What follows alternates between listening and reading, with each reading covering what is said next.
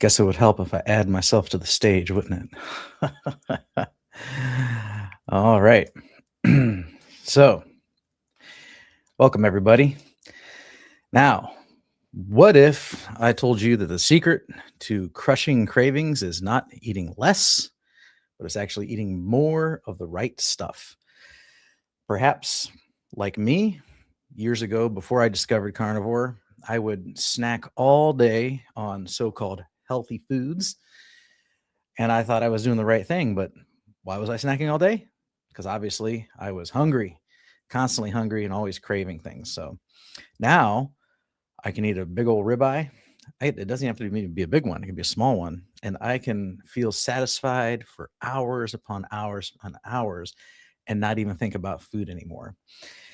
And that's one of the many benefits of carnivore. The carnivore diet, eating fatty animal foods, rewires your hunger signals, kills food noise, and makes weight loss somewhat effortless. At least it was for me. And maybe that's your experience too. And that's what we're going to talk about this evening here. I'd like to know what some of your biggest struggles were on your carnivore diet. Or if you're not on a carnivore diet, what are your biggest struggles when it comes to weight loss and cravings?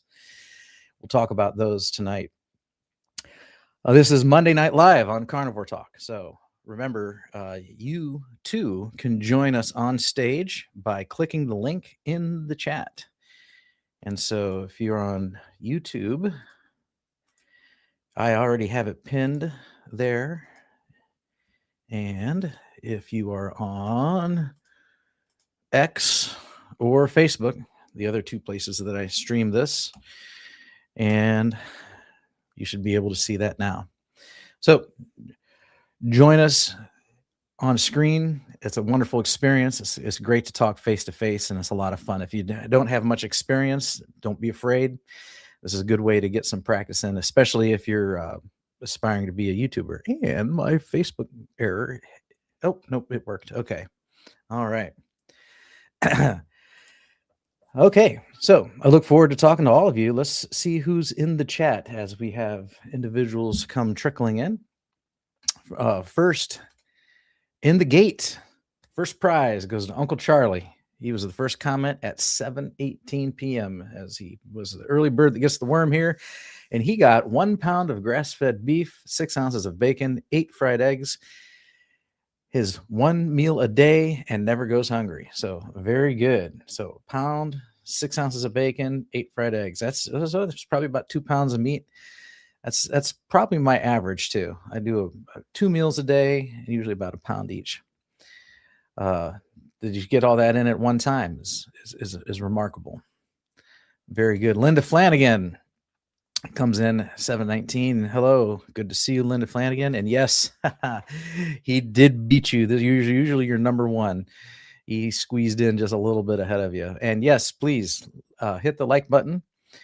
That helps the algorithm push this out to more individuals who will see that we're live and may come join us to talk about cravings and the carnivore diet.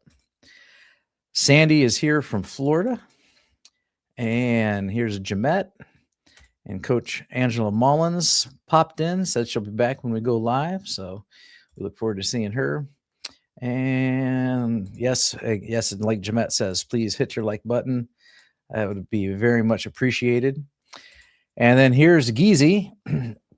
It says, howdy from the ball fields of Stephenville, Texas. Or that might be Stephenville, Texas.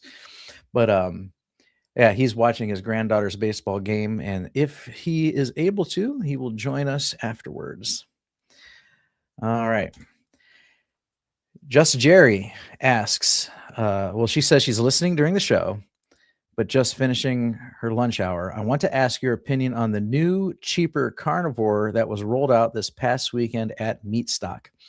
So I'm going to have to look it up. I don't know anything about it. I did not attend Meatstock. I've got some mixed reviews on it. I saw some people complaining that it was kind of disorganized, but then I saw a lot of other people talking about what a wonderful experience was. So I'm not sure. maybe next year. My event for this year is going to be Hack Your Health in November, and so I did not make it to Meat Stock. If you went to Meat Stock, though, I would love to hear all about it. Let us know in the comments, and if you know anything about this carnivore bar, let's hear about that too. We definitely could use a cheaper one, that's for sure. Carnivore bars are delicious, but they are very, very pricey. So I'm interested in knowing about it. Jerry continues. One flavor has blueberries, and the other flavor is meat and potatoes with ranch seasoning. Both cost $5 a bar, and both are still 2 ounces. Is the other bars 2 ounces? I can't remember. I think I paid like $16 for a bar. I tried one time. So one flavor has blueberries, and the other is meat and potatoes with ranch seasoning. Oh well, I'd be willing to try them both. So you sound good to me. I don't know about meat and potato bar. Yeah, it's probably okay.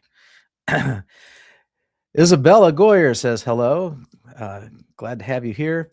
Here's Broken Back Caro Knife. Welcome. And see, I saw you the other day on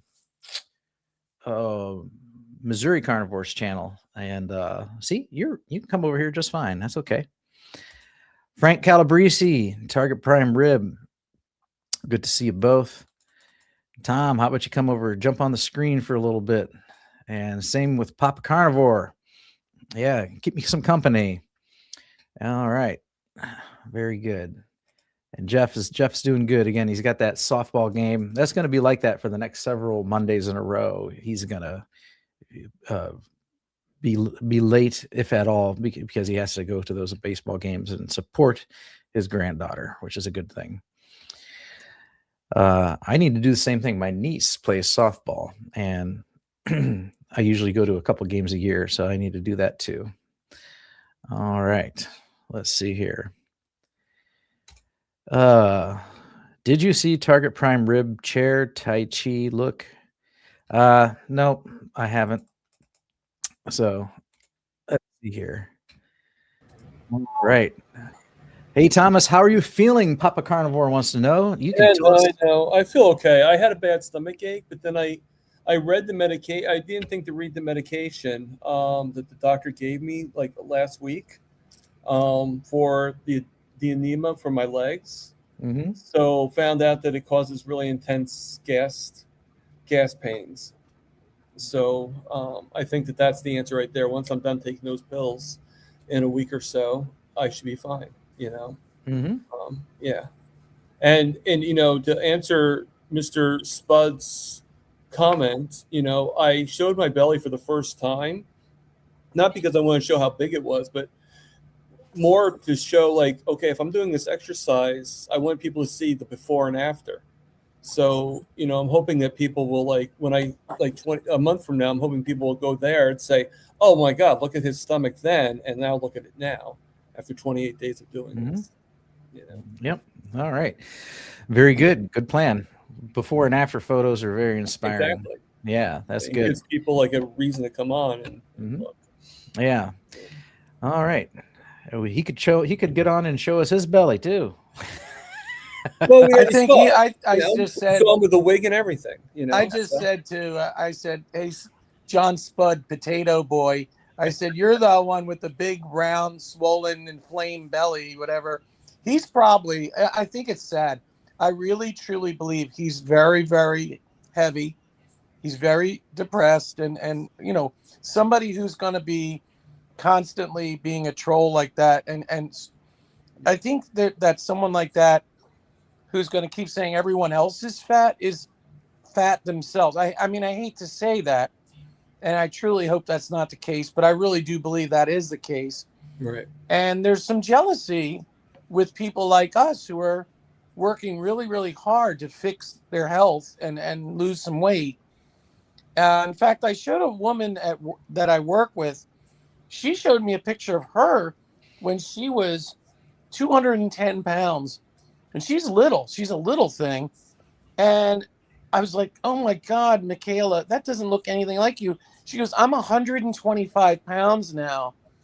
And I said, how did you do that? And she said, well, and she started explaining almost like carnivore to me. I was like, what?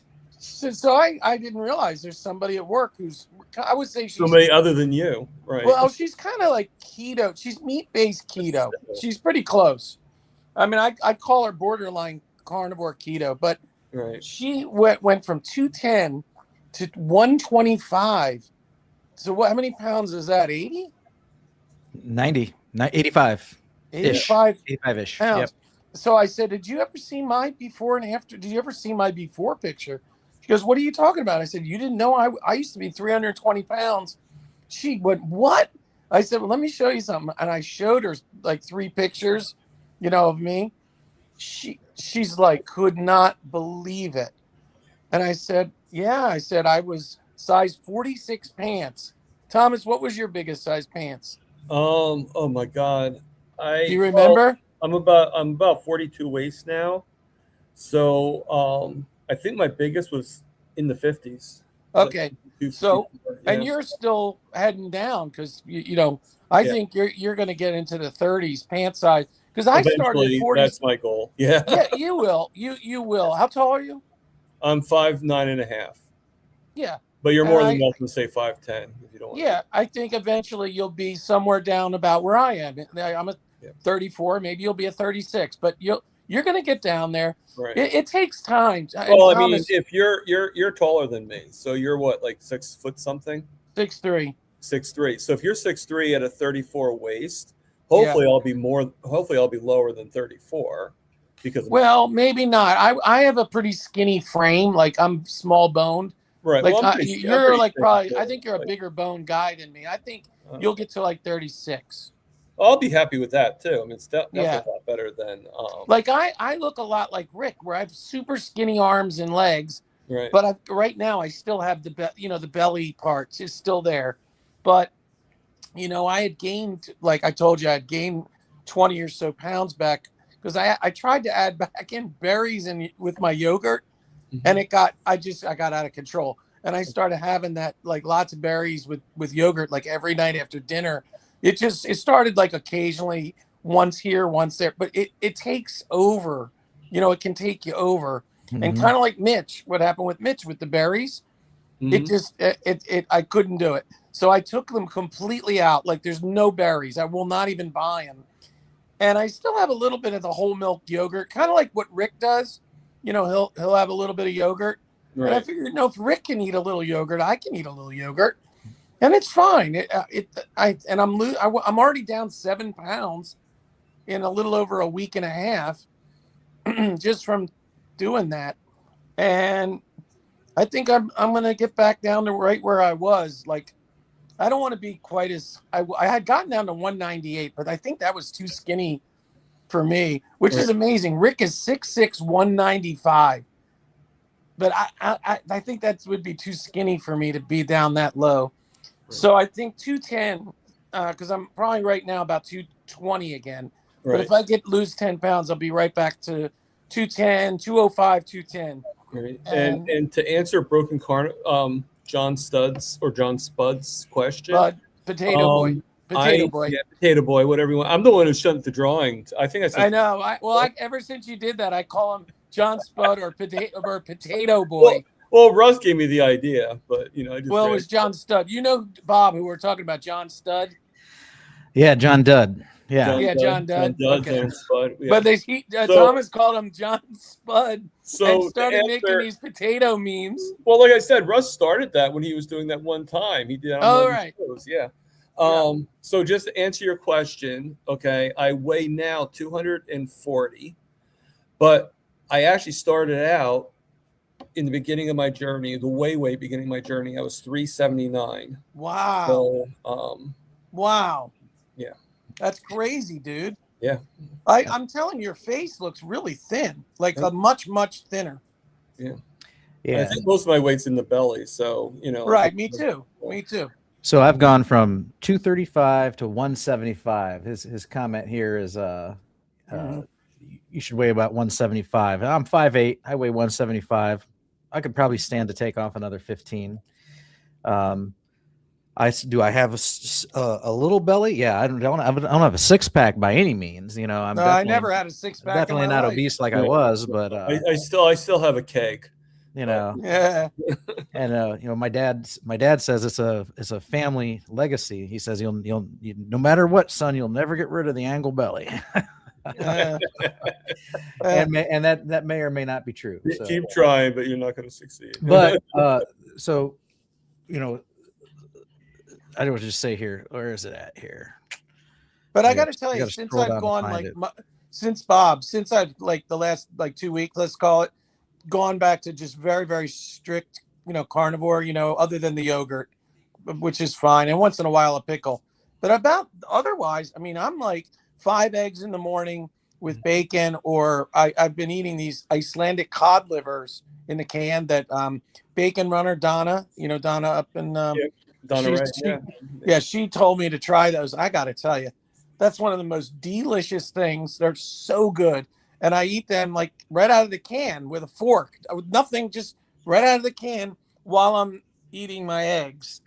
And it's amazing. It's amazing. And then at dinner time, I don't eat until dinner, and I'll have, you know, my steak, or I'll have fish, or I'll have pork, chicken, duck, whatever, some type of meat.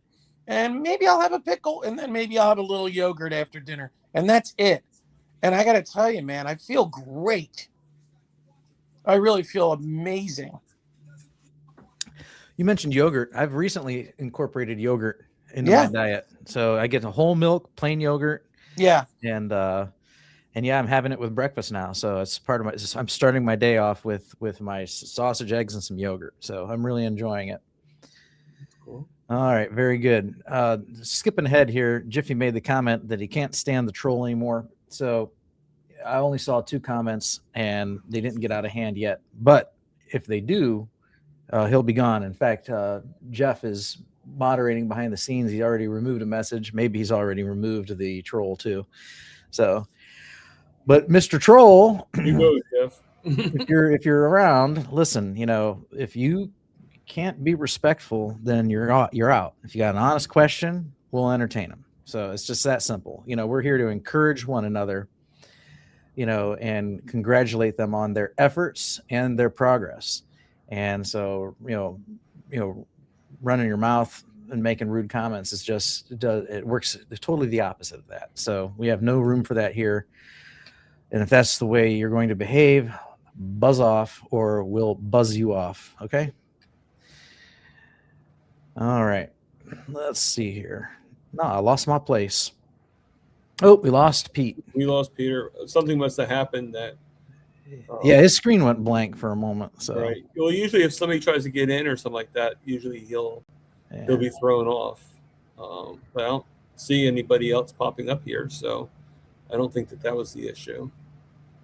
Uncle Charlie says at Meat Stock they had Jeff on the big screen saying, "Dr. Ken Berry, you saved my life." So did you go to Meat Stock, Uncle Charlie? Yeah. Did you, Charlie? Sounds like it. Unless you saw a clip of it. No. Well, I saw a clip too, but you know. A carnivore bar is the last thing I need. So, like, you know, I had one. I like the concept of it. Okay, I did not like paying double digits for a protein bar. That was absolutely absurd. And I think the one that I got was it was honey and something. I don't know, and it was good. And but I would much rather learn to make them myself. So I have every intention of eventually trying to pull it off one day. I got big plans. I'm gonna get a dehydrator and things like that, and making my own carnivore bars. Yeah, I just do the beef tallow bark, which is just as good for me. You know. Yeah. And it's easy. I bought 2 boxes of carnivore bars at Meat Stock. They must have been those new cheapy ones. That's an investment. All right. Yeah, as closest I ever got was I won them on one of the memberships I was in. Here we go. 2 Crazy Ketos has a video up why the carnivore bars are going to be cheaper. Okay. We'll have to watch that. So It'd be interesting to see why that is. Maybe so they can sell more. That might be part of it. All right. Uncle Charlie says he loves this community, and we love the community too. We love having you part of it, Charlie. So if you go, I can't remember what video it is, but if you go back a couple months, we did get to meet Charlie face to face here on the screen. Oh, that's cool. I missed that. One night at Carnivore Talk. Yeah. Yep. He was on one time. I must have been sleeping that day. Bacon Runner's here listening while driving. Speaking of the devil, hey, Bonneray, how you doing? And Carnivore bars, $5 because the cows eat grains, which is good because you need the fat. All right. Let's see here.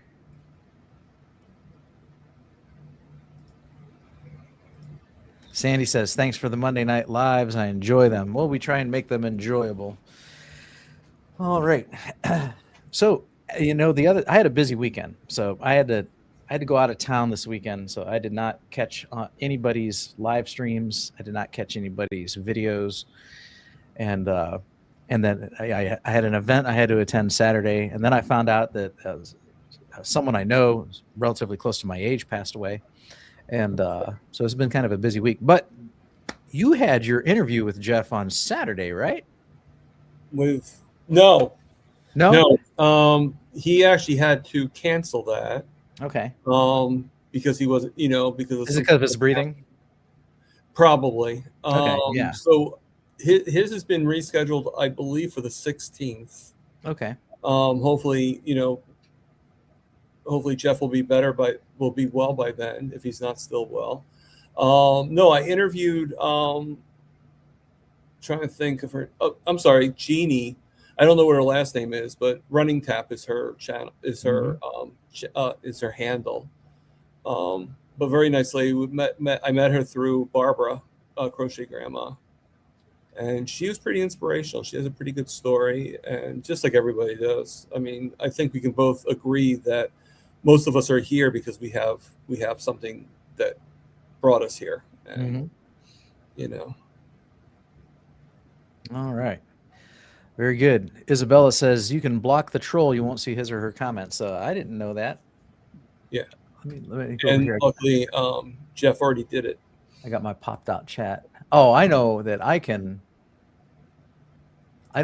put people in timeout, and so can Jeff because I've got him authorized to do it. I thought maybe each individual could silence somebody. No. Okay. I mean, we might be able to. Let me just. I have to check the thing, but we might be able to just report the rude comment, but you would still have to do all the work. Oh, okay. All right. You know what I'm saying? Uncle Charlie says, I walk by Kerrygold cheese every time I go to Costco and say, hello, cheese. It puts weight on me. Does Kerrygold make cheese? I just knew they made butter. I wouldn't doubt if they did. Yeah. I never heard of it, but I wouldn't doubt if they did, I mean, it's still in the dairy family. All right. Thank you, Uncle Charlie. Yeah. And Uncle Charlie himself went from 325 to 180. Awesome. Okay. So that fits in with our theme. Obviously, we were able to quelch our cravings with a carnivore diet. Have you found that to be true, Tom? Yeah, pretty much. When I say craving, I don't mean if you're hungry, you're hungry. Right. I mean, craving is you're not really hungry, but food is calling to you from the other room. And it's usually food that you should not put in your mouth. It's very rare that I binge. Let's put it that way. If I do have the feeling of binging, I go right to foods that are not bad for me. It's sort of like that great opportunity, and whether or not I'm depressed or not, and yes, I do get depressed quite a bit, but it's just a lot of things going on in my head, and sometimes it's just more than I expect. And but no, I'm much better than I was before. Before, when I would binge, I would go to the local store, like Quick Check or whatever, like where I work, which is ironic, and I would get like 5 cupcakes. I would get some soda. I would get a couple sandwiches, some chicken tenders, there would just be all this food I would get. I'd probably spend like about $30-$40 on food, and I would just eat it all in one shot. And and it was like, so like when I like, I know I mentioned about being depressed all the time, but if you guys knew how I was before Carnivore, you'd be like, okay, yeah, he's depressed, but it's not as bad. It's just like, let's talk and let's figure something out, and we'll get back onto the track. But I'm actually doing really well. I'm still a little stressed about not having a roommate yet, but I get closer and closer each time. And and I know it's around the corner. It's just you just want this. Yeah. So those two interviews you talked about last week, were they both a bust? Yeah, there was one that was really good, but for some reason I guess she went someplace else. That's fine, it happens. And then I had two people yesterday. One I kind of turned it down because I don't know, he just, there's just something, like you have to have the right vibe, you have to have the right feeling, and because they're going to be living with you. And if you just don't feel right about somebody, you shouldn't really bring them in, no matter what. And he's a nice guy, but there's just something that just didn't click. And nothing against him, it just didn't work. But I have a young lady that is checking some things out, and hopefully she might come in. So we'll find out tomorrow if she definitely is able to do it.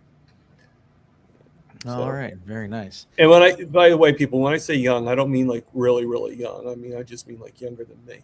So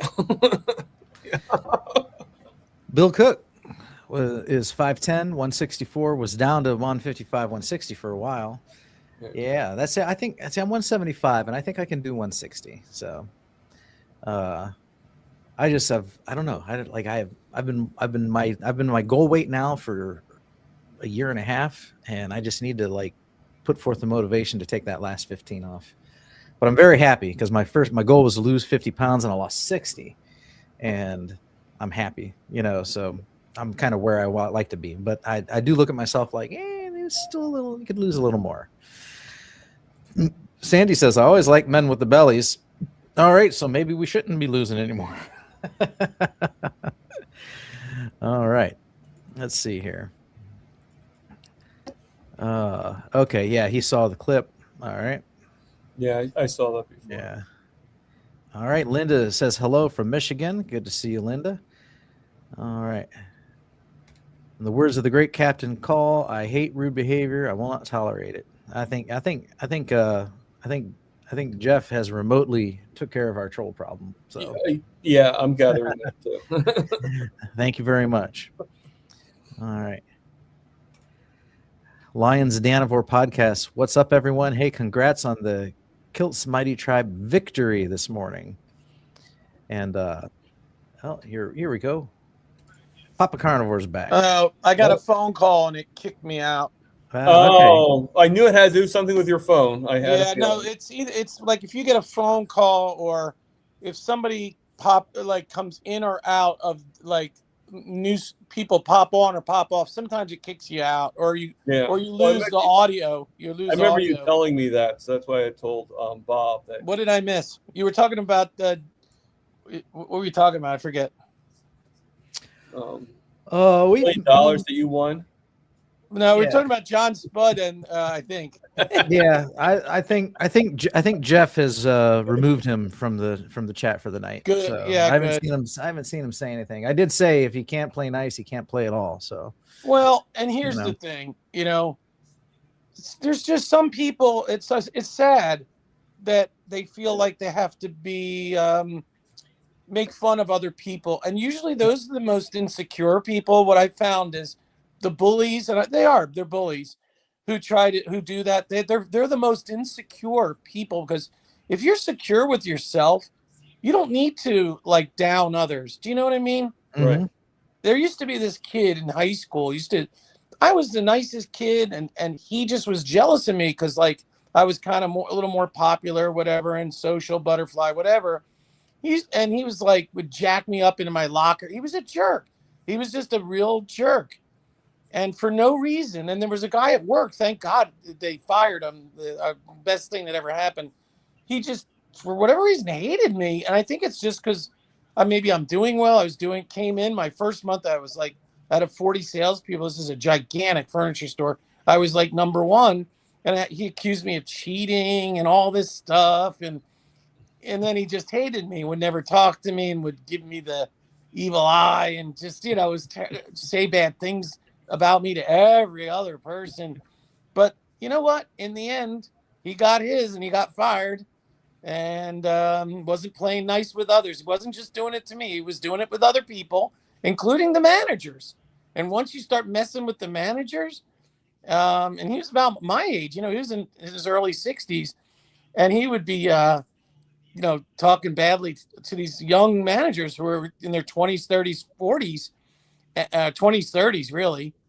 Right. And a lot of them were young women, and they were not happy about being treated this way, being yelled at and all this other stuff. And it got back to the big boss, who's also a woman. And Christine said, no, I don't want anyone in my team who doesn't play nice with others. Right. And so, luckily in the YouTube space, there's a button for that. There is. And they do find a way to come back, obviously. Well, obviously you can change you can't do it forever. And there is a time limit. Like I think you can only change your screen name. You know more than me, Thomas, right? Well, the way you do it on YouTube is you can sign up for extra Gmail accounts ad infinitum.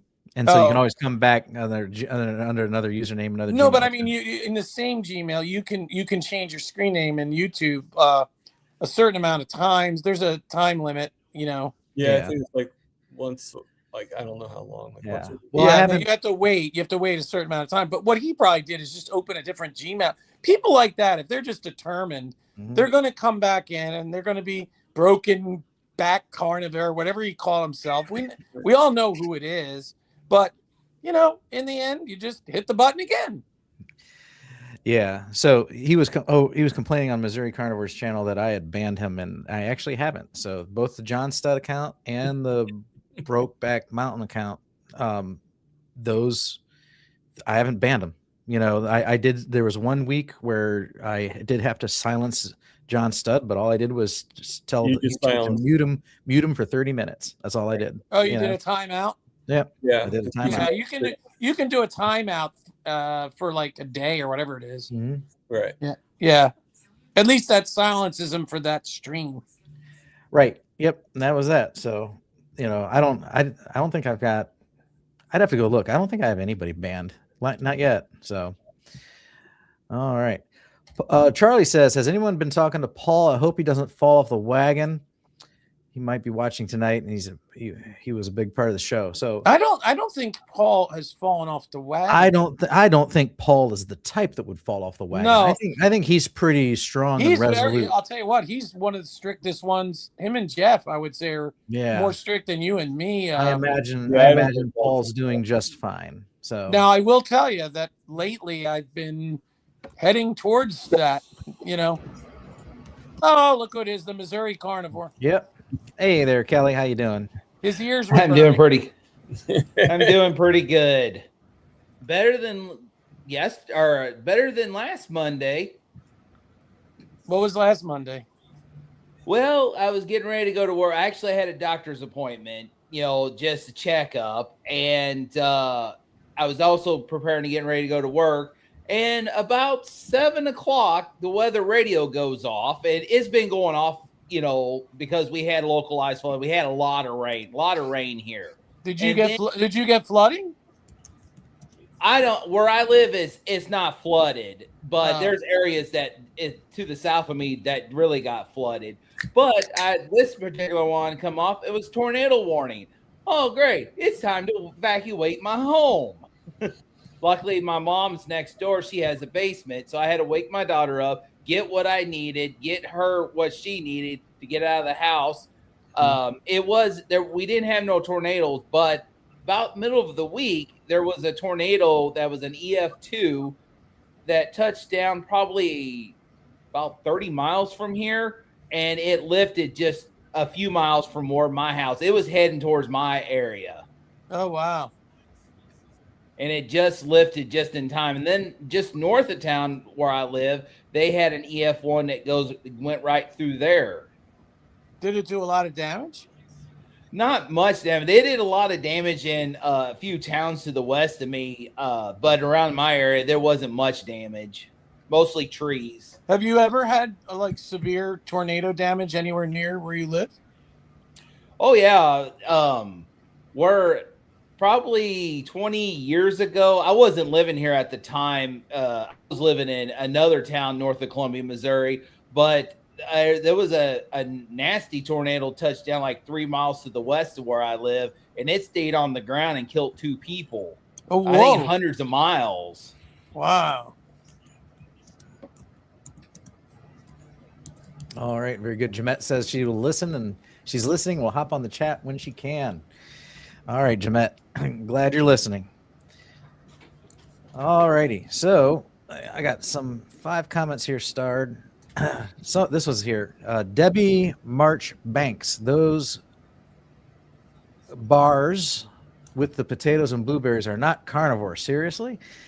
Yeah, the carnivore bars, some of them are pure, some of them have other things mixed in with them.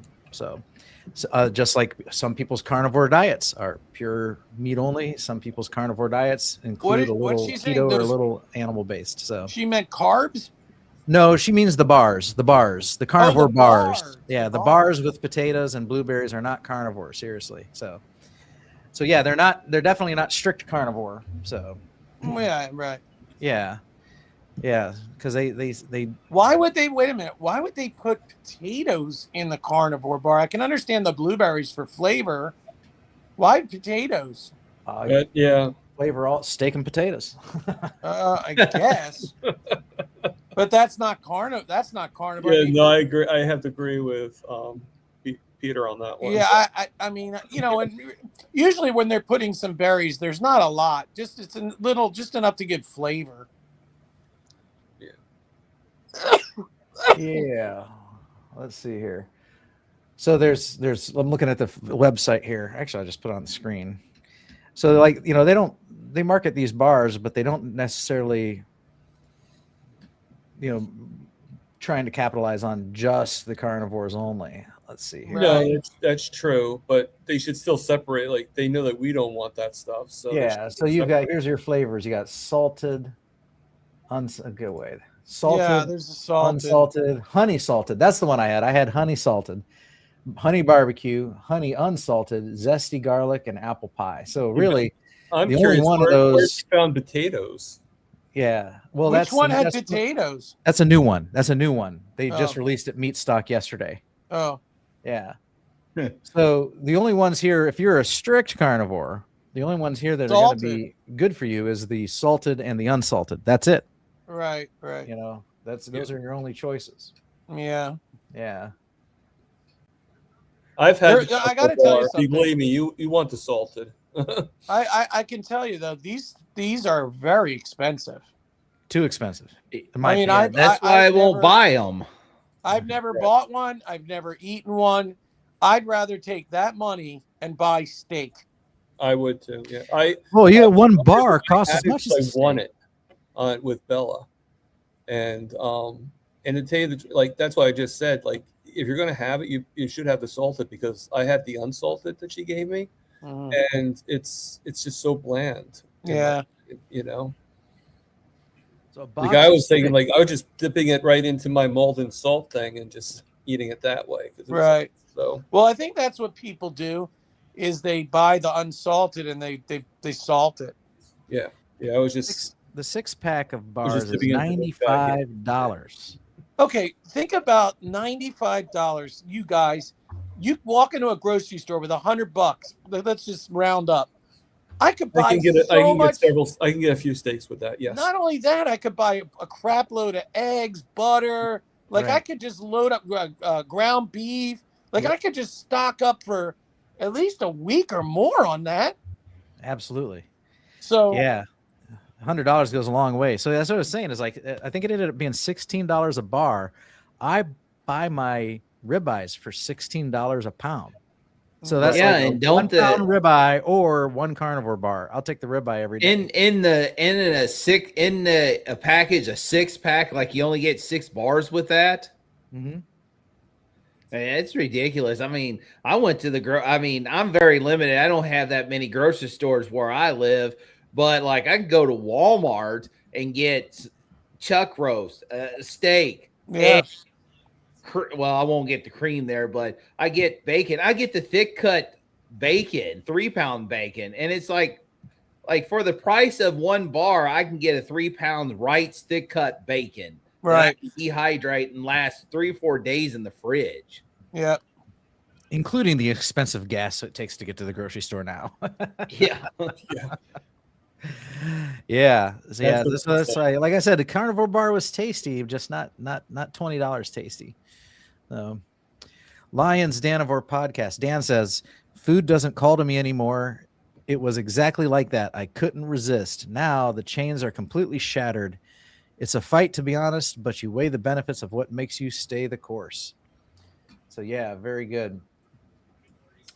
That has to do with our theme tonight about fighting the cravings and how a carnivore diet can help you eat more and crave less. So, and part of that is the dropping of the processed foods that are just empty, zero nutrition, and all these bags of chips or whatever it is. They have like no vitamins, no minerals in them. They're just empty calories.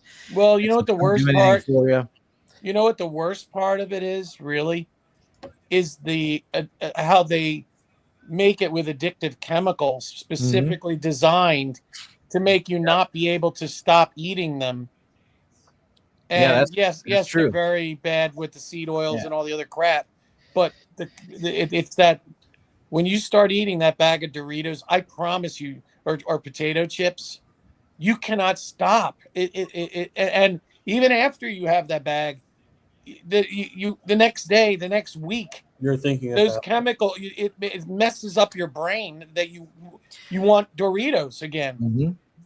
You know, it's terrible. That's true.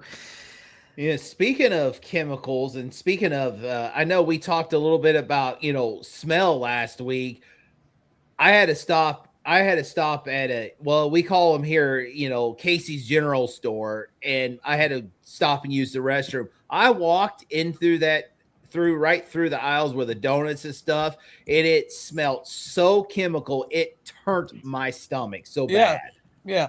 You can smell like where the baked goods are, like the honey buns and all that stuff.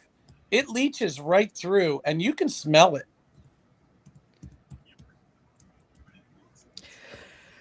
And then, so we contrast that with your carnivore foods. So the carnivore foods are high in protein and high in fat, and those actually trigger satiety hormones like GLP-1, leptin, and whatnot. So, and they're full of nutrition.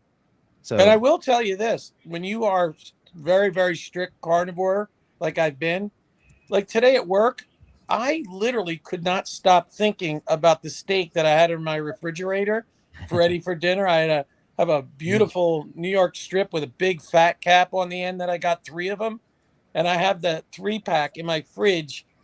You know what I mean? And I ate one, and I took the other 2 and put them in the freezer. Put them in a little bag, Ziploc, whatever, and put them in the freezer. But all day I could think of nothing except for that steak, how delicious it was going to be. And it was. No, I'm salivating. Yeah.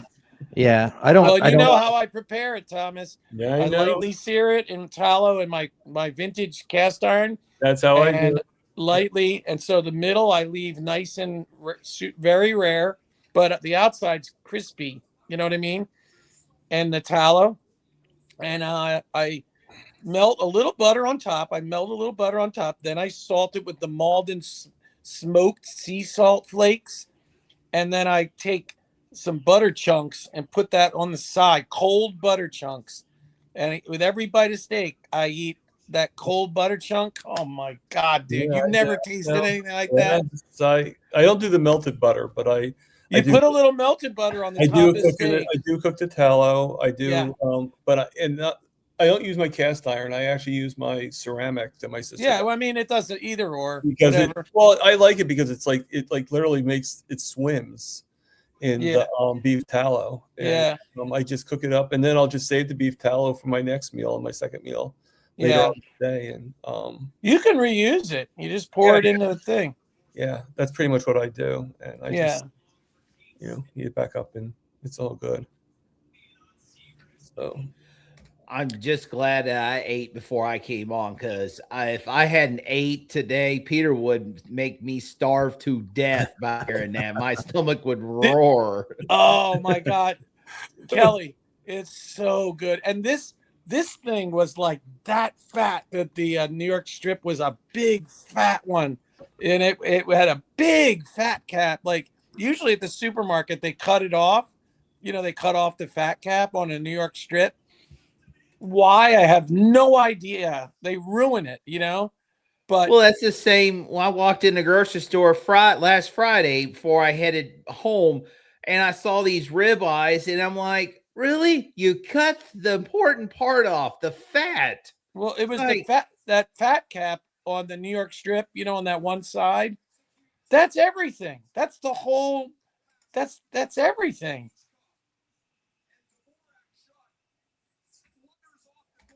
Thomas must went to go fix something to eat. You must have made him really hungry. I don't know. He all of a sudden retreated to the refrigerator. Angela Mullen says, when I heard them say potato, I was like, what?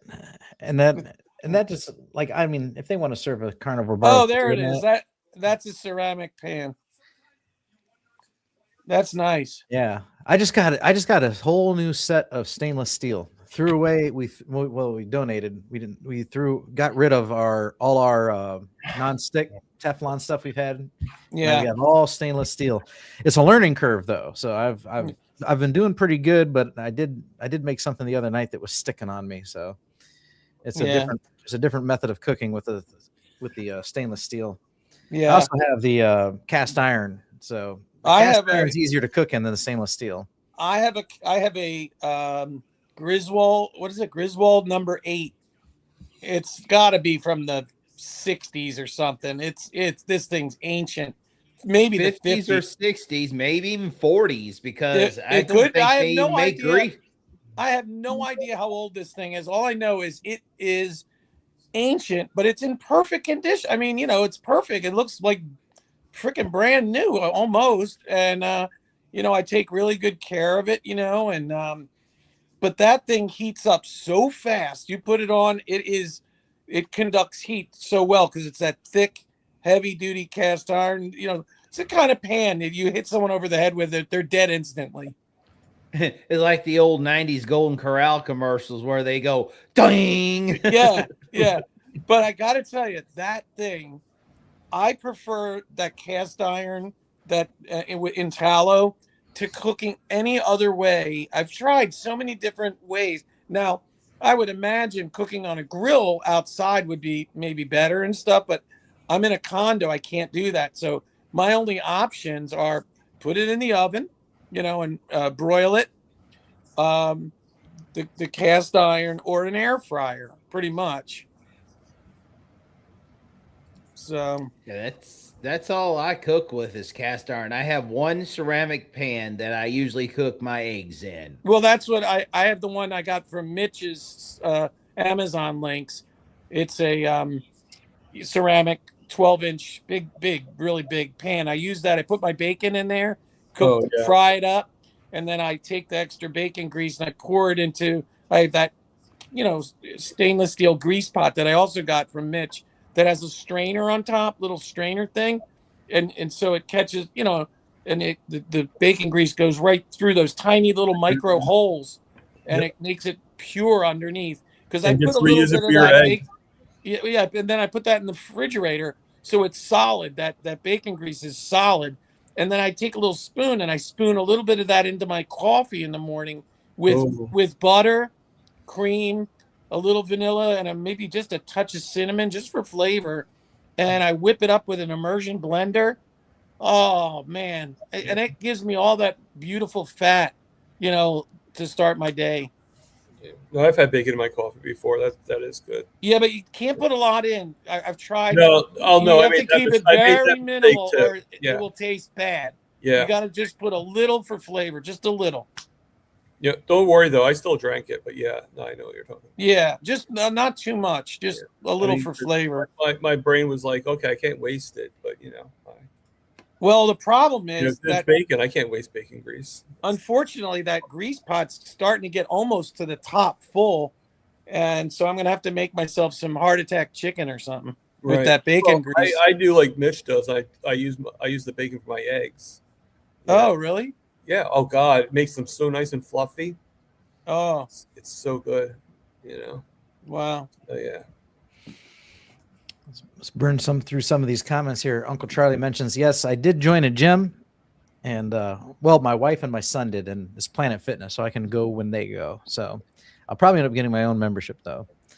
And yes, it felt good to be back in the gym again. So maybe that's what maybe that'll be my motivation to get that last 10 pounds off.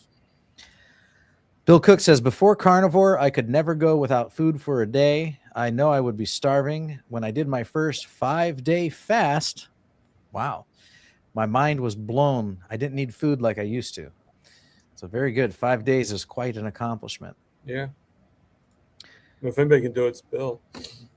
Uncle Charlie wanted to go from 325 to 220, but he's now 180. Wow. So very good. I wonder how tall he is. How tall are you, Charlie? Let us know. Sandy Blythe hasn't had anything to eat yet today. Wow. All right. When I do the early shift at work, where I work till 6, I usually only have my fatty coffee deluxe, my 1 cup of coffee. Right. And I might have a little coffee during the day with some. They have half and half at work, just real half and half, not the crap in those, the bull crap, real half and half, like in the refrigerator. And, but other than that, like a lot of times when I'm early shift, the only meal I eat is dinner. That's all I eat. I decided to do I wanted to get leaner is what I want to do. I want to finish the weight loss part of my journey off. And so what I've been doing is I did a change up. 30 days, I'm going 1 meal a day. Right. And I started it last Wednesday. This is day 6. I started it, but I ate at work about 2:30, 3 o'clock. But then I shifted over to eating when I get home. Right. That's see, I have to work around work. You know what I mean? So I'll have my eggs before I go to work. Like when I'm on late shift, I'll do the eggs in the morning. I'll do my eggs in the morning with either bacon or the cod livers or whatever, or some type of leftover meat or whatever. And then I'll do dinner when I get home at 8, 9 o'clock, because that's the late shift. I get home 8 or 9 o'clock. But if it's an early shift, I usually, unless I'm hungry, if I'm hungry, I'll still have breakfast and then I'll eat again at 6. It just depends on if I'm hungry. Yeah. I'm a twice a day guy, so I usually eat at 9 or 10 a.m. as my first meal, and then I eat again when I get home and have dinner with the wife. So, yeah, I'm more like because I got to go to work. I'm usually I'm eating around 7, 8 o'clock in the morning before I go to work, and then it's either early shift I'm eating at about 6:30, and if I'm late shift it's 8:30 or 9:30, which is fine. It doesn't matter. It's more the consistency. It's all about consistency, right, Thomas? I mean, it really is, because if you can stay consistent, doesn't matter if you have 1, 2, or even 3 meals. But if you stay strict carnivore, you're going to feel better. I'm convinced your swelling will go down on its own, Thomas, if you just stay strict. It probably will, but I mean, in my case, I needed to have that help. No, I think what brought that on, unfortunately, was being off track. Yeah, a little bit, a little off track. But listen, it happens. It happens. It's just. I mean, the thing is my leg was never perfect. I'm not there yet, even before all this. So I mean, it was not that hard for it to go over the fence. It's like pretty much the fence, and I just tilted. But you know what? Every time it happens, it's a learning experience. That's what Carrie calls it. You know, Carrie, what's that? Oh, wow, 92. Wow, that's awesome. No, but like Carrie always says, and every time I go off plan, I think of what Carrie says. You know what? I try not to beat myself up, and I say I'm human. It was a learning experience, and I've learned. And you know, I've taken out some of the things that I know I'm addicted to, like the berries. And I thought, oh, like, you know, that's not so bad, you know. But Yeah. I can't mod. If you can't mod, it's like, do you ever watch Lisa Wiedemann, Carnivore Doctor? I have before. She's really good. Yeah. She's really, really good. But she says, if you can't, you know, if you can't moderate something, then you got to cut it out. You got to, you know, and for some people, it could be bacon. Like for her, she can't have bacon around because she'll like cook up the whole pound, the whole thing, and eat it all. She can't stop. You know what I mean? Yeah. Dr. Wiederman's my neighbor, actually. She comes from New Jersey. Yeah. Yeah. So I get it. I occasionally eat off plan, and I readily admit this all the time. And but late last week I was talking about how I cannot keep honey in the house. And that's something that calls to me. So like I mentioned last week that every once in a while I like to get a little square comb where the honey is actually in the comb, and you cut the comb and chew on it. Yeah. And I only get that a couple times a year, because like as soon as I bring that home, like that day or the next day, it's gone. I'll keep going back to it. I'll cut a little piece off. 3 minutes later, I'm back in the kitchen cutting another piece off. So I can't stock honey in the house. It has that craving thing. And fructose for me is particularly not good because of my kidney condition too. So I can't, it's not something I want to indulge in regularly. We were talking about carnivore bars earlier. Dan mentions that he makes his own carnivore bars. Carrie's daughter, and I have seen this video, has a great video on how to do it. The ingredients to home are very simple. Total of $15 for everything. Those that they sell at carnivorebar.com is highway robbery. Yeah, definitely save money making them yourself. Grandma's Crochet Corner. I don't know if you're being serious or if you're saying this in jest. They added potatoes as filler to cut the costs down because they were very expensive. That could be. That's a lot of restaurants you go out to eat, and that's what they want to do is give you carbohydrates and hardly any meat because that's cheaper. Yeah. So. A lot of places do that, unfortunately. You know, like to save money or whatever. Bill grabbed 3 dozen eggs today at a commissary for 64 cents a dozen. Score. Nice deal. We're actually getting ours. We've had ours handed to us lately. We got friends who have chickens and they're overproducing right now. So we've enjoyed that. Yeah. That's a good thing. The carnivore bars are going down when they go from grass-fed, grass-finished to just regular fed cows, something like that. That could be.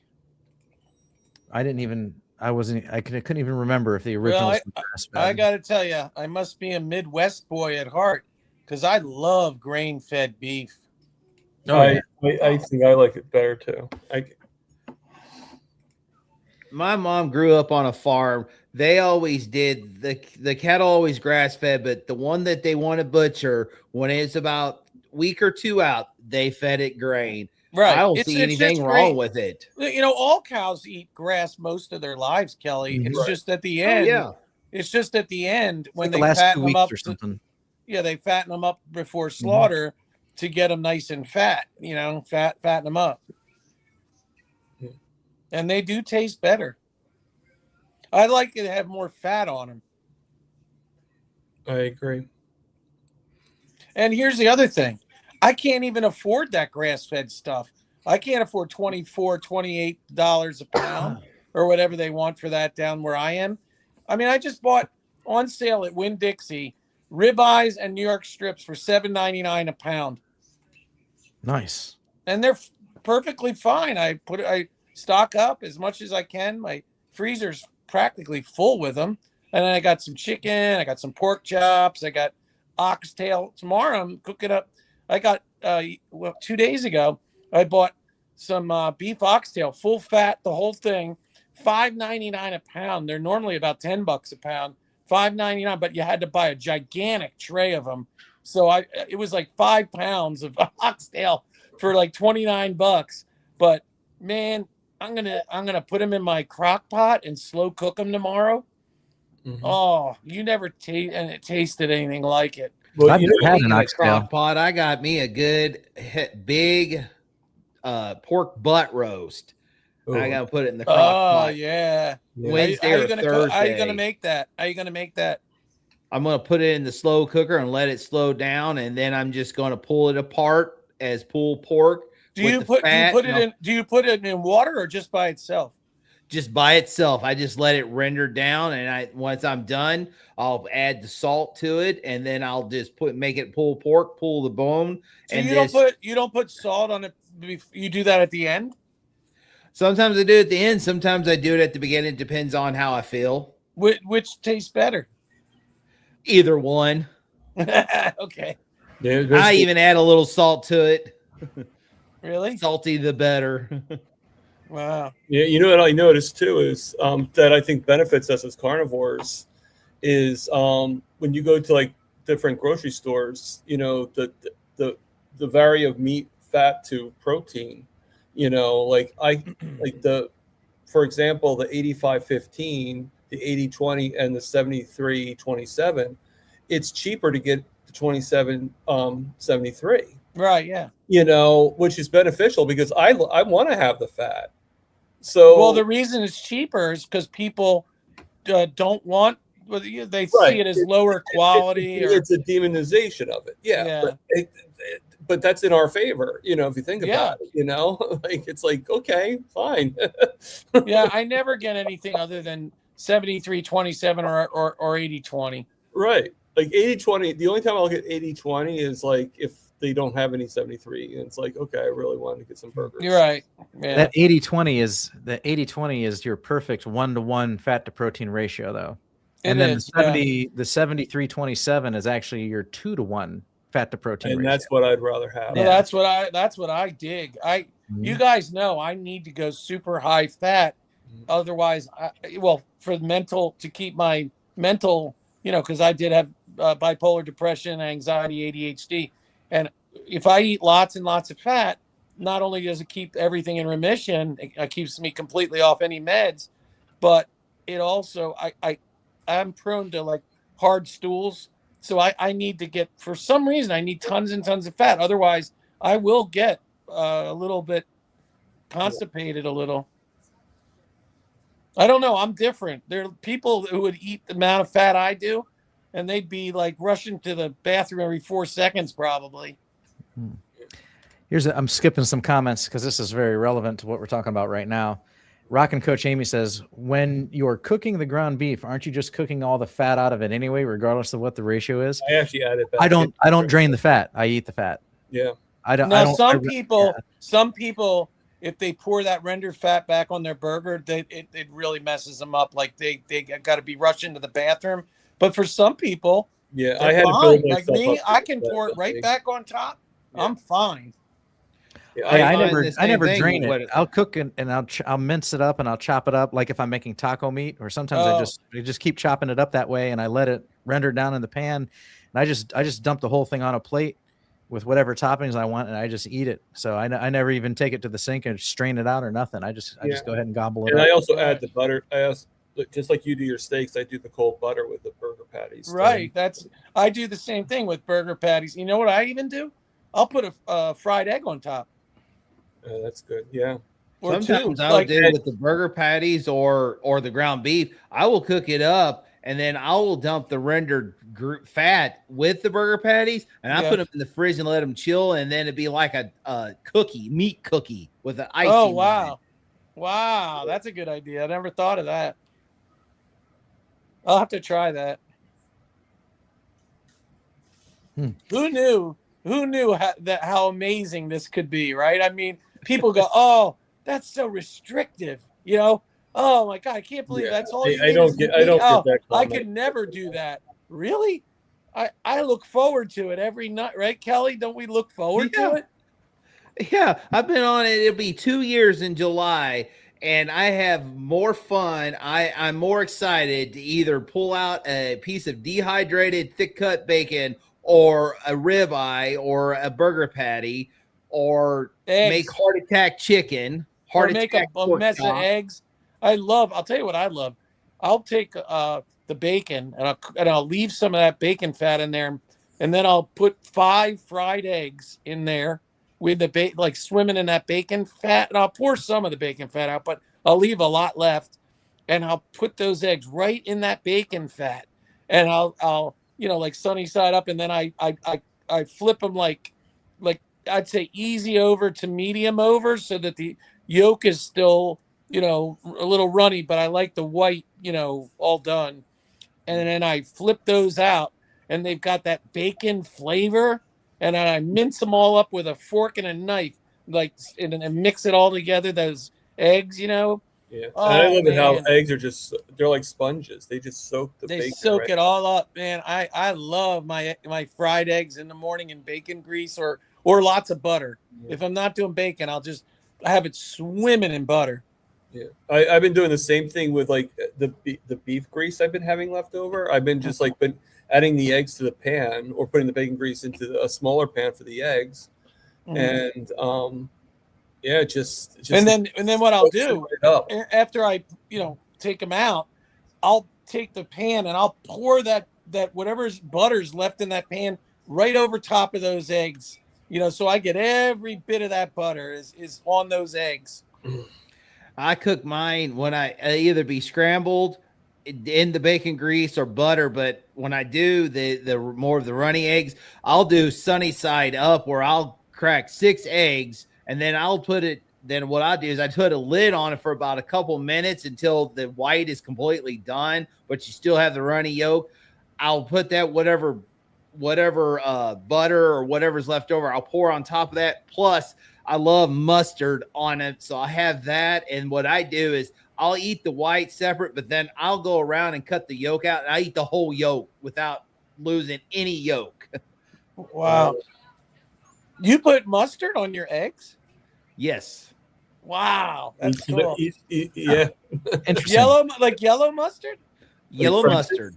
Wow. Like French's. Yeah. Wow, I like that's mustard cool. too, but I don't know if I'd put it on eggs. I mean, I love the mustard, but I don't know. Maybe it's Bob. Maybe it's I time like that it on we my need to eggs. start Like, It could be trying that. absolutely delicious. I could be missing out. I don't know. I don't know. I've been doing that ever since I was a kid. I always loved the mustard on the over medium eggs. Wow, I'm gonna have to try that, Kelly, because I do like mustard. Brad Hagen here says cooked 73% ground beef on a grill, 700 degrees for 3 minutes. And a 94-year-old there said she never had a better hamburger. And yeah, that's true. Because you know what? The fattier it is, the more juicy and delicious it is. So yeah. Well, did you ever see best how burgers are made from 7327? Well, do you ever see how Rick makes his heart attack burgers? Is he slow cooks those burgers real slow, so the fat stays in the patties. It doesn't render out. That's how he does it. There's a trick to it. I tried it.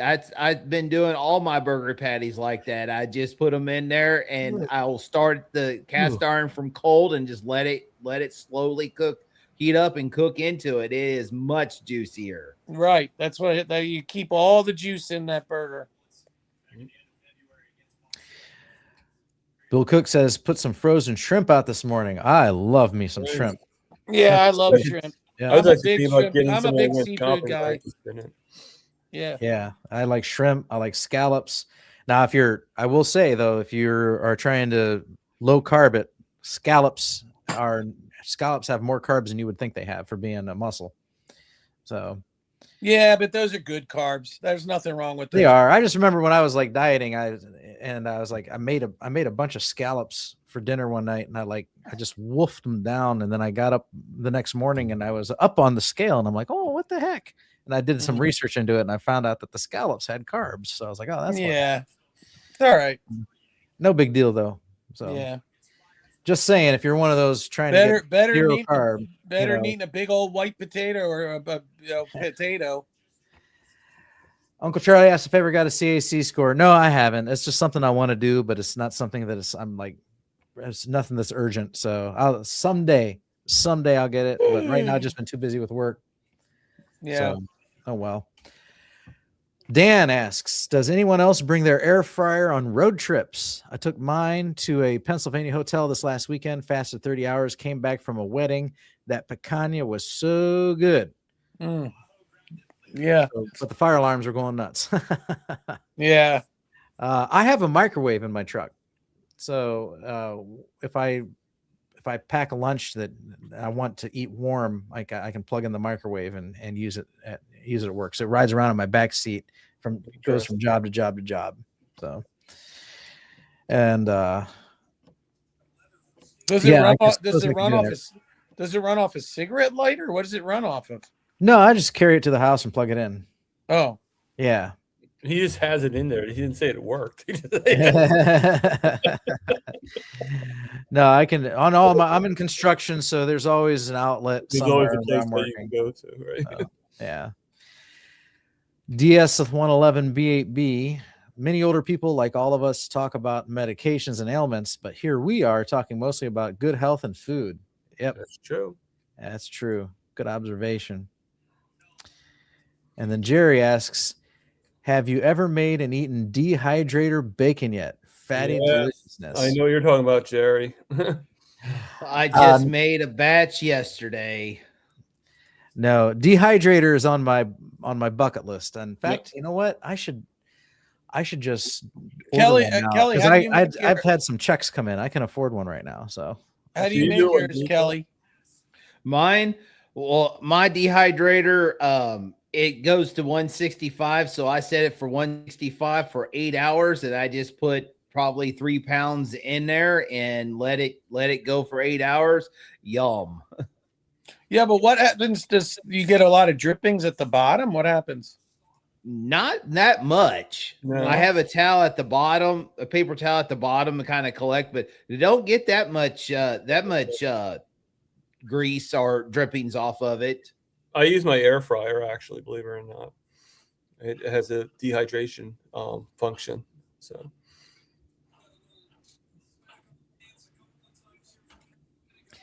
getting old ain't for sissies, especially if you're eating a sad diet. That's true. Standing Foot says, it has been my understanding lean meat helps with fat loss because it helps you burn your fat reserves. So yes and no, there's some caveats here. I wouldn't go out of your way to eat lean meat. That's actually not good for you. But a lot of carnivore influencers they really encourage you to add fat, keep adding fat. Well, if you're already fat, you don't really have to do that. You just have to eat the fat that naturally comes with the meat you're eating. So like your ribeye is going to be that 1-to-1 ratio, your 80-20 ground beef. There's no reason to render out that fat. You want that fat. And, but when you get down to where you have less body fat, you've gotten skinnier and you've shed a bunch of pounds, then you find that you might have a need to increase your fat intake because you don't have fat on your body, and that's your energy source. So it kind of depends where you are on your carnivore journey, or what conditions you might have. Because Peter was saying that he needs lots of fat to help him with his mental mental depression and stuff like that. So that could be the case too. Well, for me, I've always done high fat carnivore from the start. Even when I was 320 pounds, I was adding the butter and whatever. So it worked for me, but I'm not saying it's going to work for everybody. I know some people guys do basically. Yeah. There's a lot of people, like you look at Mitch or Rick, they just eat the meat. There's the eggs and the bacon and the meat. They don't add butter or anything. Rick doesn't even add salt. Mm-hmm. Yeah. When I lost my weight, I just, I took my New York strip outside on the grill and I grilled it. I cooked my burgers on the grill. I was grilling it. So I was probably losing rendered fat through the grill plates and stuff. I'd make eggs, with butter, and I still would use cheese. I was still big on cheese, and but when I intentionally stopped my weight loss, as I added back a third meal, and I started adding back some fat because I didn't want to. There's a reason why I stopped my weight loss. I have made a YouTube video about it. I'm not going to get into it now, and but like, that is your energy source. So like, there's a lot of individuals who go to the gym and they work out and they struggle. And so they'll end up loading up on carbs before going to the gym. I know people that will do carnivore, except on gym day, they'll eat a bunch of sweet potatoes and go to the gym. Well, just remember, if you eat a bunch of lean meat and you're not eating carbs, what's gonna happen is your body is gonna go into gluconeogenesis because you don't have the fat for energy. Right. So what's gonna happen is your body is going to make sugar, glucose, from the protein through gluconeogenesis. And that's what's going to happen. I mean, right. So right now when I go to the gym, I don't need to carb up. Like I went to the gym, I've been going to the gym and I'm still been carnivore, and I just eat more protein, eat more fat, and I've got all the energy I need. So I haven't seen the need to load up on carbs prior to going to the gym like some people have. And speaking of going to the gym, Jeff here also has been going to the gym regularly a lot longer than I have, and he doesn't need to carb up either. He's still been sticking to his pure carnivore diet. Probably the strictest carnivore you see on your screen right now just joined us. How you doing, Jeff? Probably. Oh, I'm doing good. Howdy there, friends and neighbors. How was Hey, what's up, Jeff? Not much. Yeah, in fact, you talk about going to the gym. So I went back to the gym for the first time in about a month. I took about a month off because I'd hurt my back really bad. Right. And, hurting my back is what led up to my pulmonary embolism because of my idleness. Developed blood clots because of it. So today is my first day back to the gym after about a month. And boy, I'll tell you what, man, how weak I had gotten in just that 1 month. Because I chart my lifts. I keep track of all my lifts, my cardio, everything, and I keep a journal on it.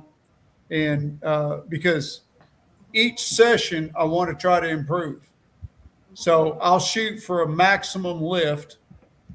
I'll do a warm-up set and then I shoot for a maximum lift. And if I can only get, let's say, 6 reps out of this one lift, then the next time I shoot for 7 reps. Well, just take it easy. Don't rush back.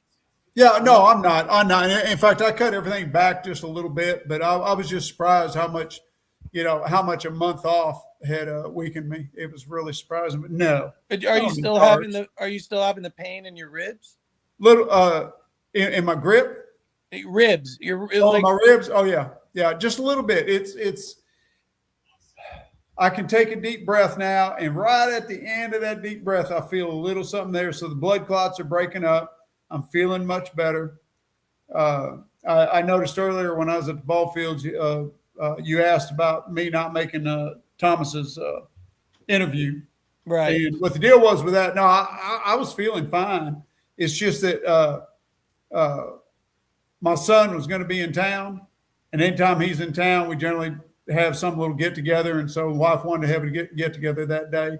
So I ended up doing a bunch of cooking. I cooked up 84 wings in my air fryer and smoked a bunch of jalapeno poppers and so we had a big get together. I can only imagine these doctors what they must have thought. Where you come in with all these embolisms and stuff, and they hear that you're eating nothing but red meat and cholesterol. I can only imagine them saying, "Are you trying to kill yourself, Jeff?" Right? Yeah. Well, okay. So I had a follow-up visit with my primary care physician. Yeah. A couple of days ago, and he knows how I eat, and he doesn't disapprove of it. He doesn't care that my cholesterol is high. I'm talking about the specialist that. Well, and the specialists they never said nothing about it. But my primary care, he just said, "Well, you ain't dead yet, are you?" I said, "No, I'm still here." That's good. He's a good guy. I like him. But he is now, going to. Do they give you some kind of blood thinners or something? Yeah, I'm on blood thinners right now. What are they giving you? What did they give you? Plavix? No. Coumadin? No. No. No, I can't think of the name of it. Eliquis. Oh, but they gave you something. Eliquis. Yeah. Yeah, Eliquis. Okay. And so and they're saying 3 to 9 months I may have to be on them, and if I get off of them, if I develop blood clots again, then they'll have to put me on them, for the rest of my life, blah, blah, blah. Well, so my PCP is taking a different approach with it. He's saying, here's what I want to do. I'm going to send you to an oncologist, and we want to do a blood test, and we want to check for a gene that if you have this specific gene, then you are more prone to blood clots. Oh, really? Because we do have some familia in that. My brother was prone to blood clots in his legs. Oh. And I told you my grandfather, that's how he died. Pulmonary embolism. He had phlebitis in his legs. And the blood clot went to his brain. He was changing a light bulb on a stepladder in his bathroom, in the bathroom of their house, and fell off the ladder, hit his head, blood everywhere, split his head open. They thought that's what killed him. Wasn't that? He was dead before he even fell off the ladder. Yeah. Yeah, it can do that, and I'm at risk for that now. Right. That, the blood thinners keep it down. But here's the deal. What my PCP was telling me is they'll do this blood test. They'll look for this gene. If I've got the gene, then we'll be looking at blood thinners probably for a long time. Right. If but that's I don't okay. have That's the not gene, Jeff, that's not the end of the world. You can no, still it's eat. not. You can still eat what you want. Yeah. If I don't have the gene, then we're looking at taking me off the blood thinners, or when I run out of them, don't kick them back in, and just take an aspirin every day. Right. Well, that's what Mitch is. He takes an aspirin every day. Yeah, and I used to take an aspirin every day. I started taking an aspirin every day back when I was in a bad car wreck, and I messed up my hip really bad, and they had to do surgery on it. Then did I think what they call a pitman on it. I had to take it apart, take the broken bone out, and resurface the ball on the femur, put me back together. And doctor then told me he wanted me on an aspirin a day to keep my blood thin and keep circulation going in that hip, keep the blood flowing better in that hip, because it'll let the hip last longer. And because he knew someday I'd have to have that hip replaced, which I made it last 20 years, so that wasn't too bad. But anyways, yeah. But that's why I wasn't able to make it, just because we had to get together. So we're rescheduled for it, and we'll get it done one of these days. All right, very good. May 16th, right? Yeah, I think that's what we set up. Yeah. All right. Yeah, I'd have to double check, but the 16th sounds familiar to me. Let's see here. Let me look at punch up the little calendar here. 16th would be a Saturday, so that would fit. Okay. All right. Yeah, that's what I've got. Yeah, 3 o'clock. No, 4 o'clock. Well, 3 o'clock your time, 4 o'clock my time. Yeah. Yeah. Right. Yeah, that's what I've got here. Okay. Yeah, let me see if I can pull it up. You're next Saturday. Yeah. And then on that week on the Wednesday is a David Reed that I seen through Facebook and stuff. So Bill Cook says butter makes your pants fall off. Yeah. I like that. I think that'd be a good name for a YouTube video. it was. That's what Bob did. Oh, was it? Oh, okay.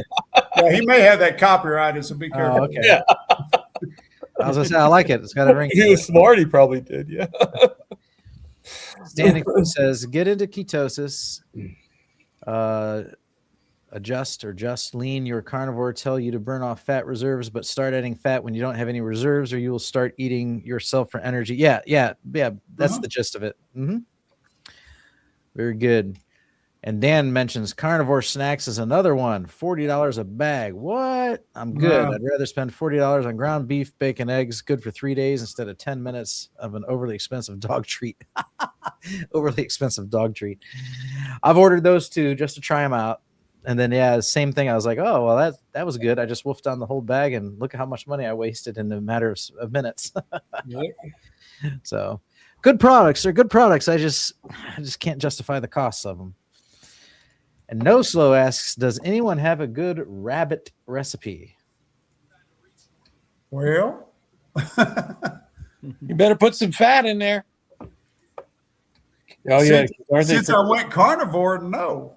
Prior to carnivore, yes. I used to eat a lot of rabbit. I practically lived off a rabbit.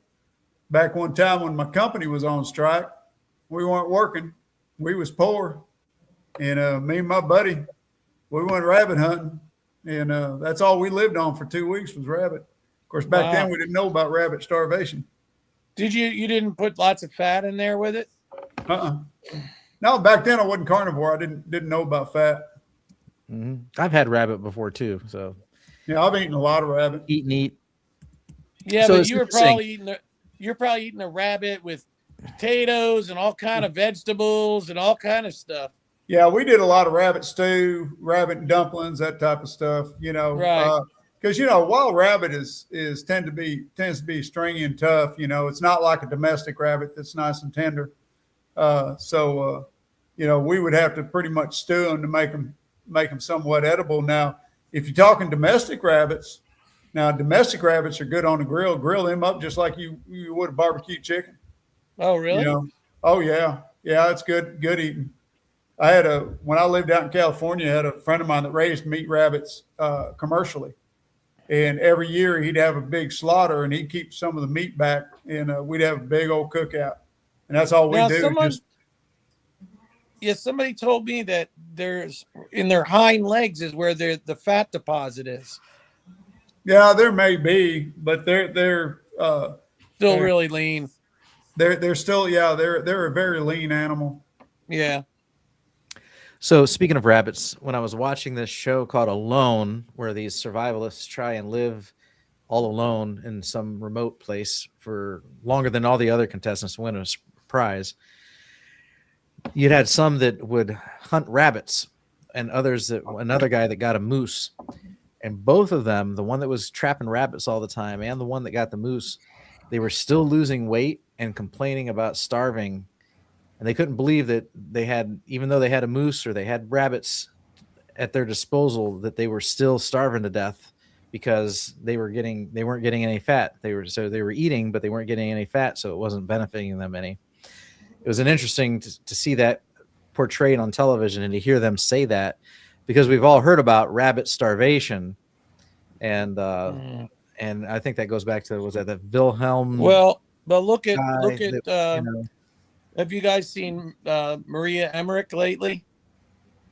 Yeah. She looks like completely anorexic. It's sad. And she even talks about in her videos how I've let you guys down, meaning that she's told her people that she's got the problem because she's created this, what they call protein sparing modified fast, PSMF, where basically you're eating nothing but protein, like super lean protein and no fat. Well, she's starving to death. She's literally, and she's addicted to this high protein, low fat diet. And she's starving herself to death. It's sad. She looks like Karen Carpenter. Do you remember Karen Carpenter? Yep. She died from, anorexia. Anorexia. Yeah. It's back in the 70s. Rick Charger Mopar says lard is life. Yeah. I have lard soap. It's called Hogwash. Hogwash. All righty, let's see here. I also have some beef tallow soap. It's made in Kansas from grass-fed beef. It's the best soap. It's unbelievable.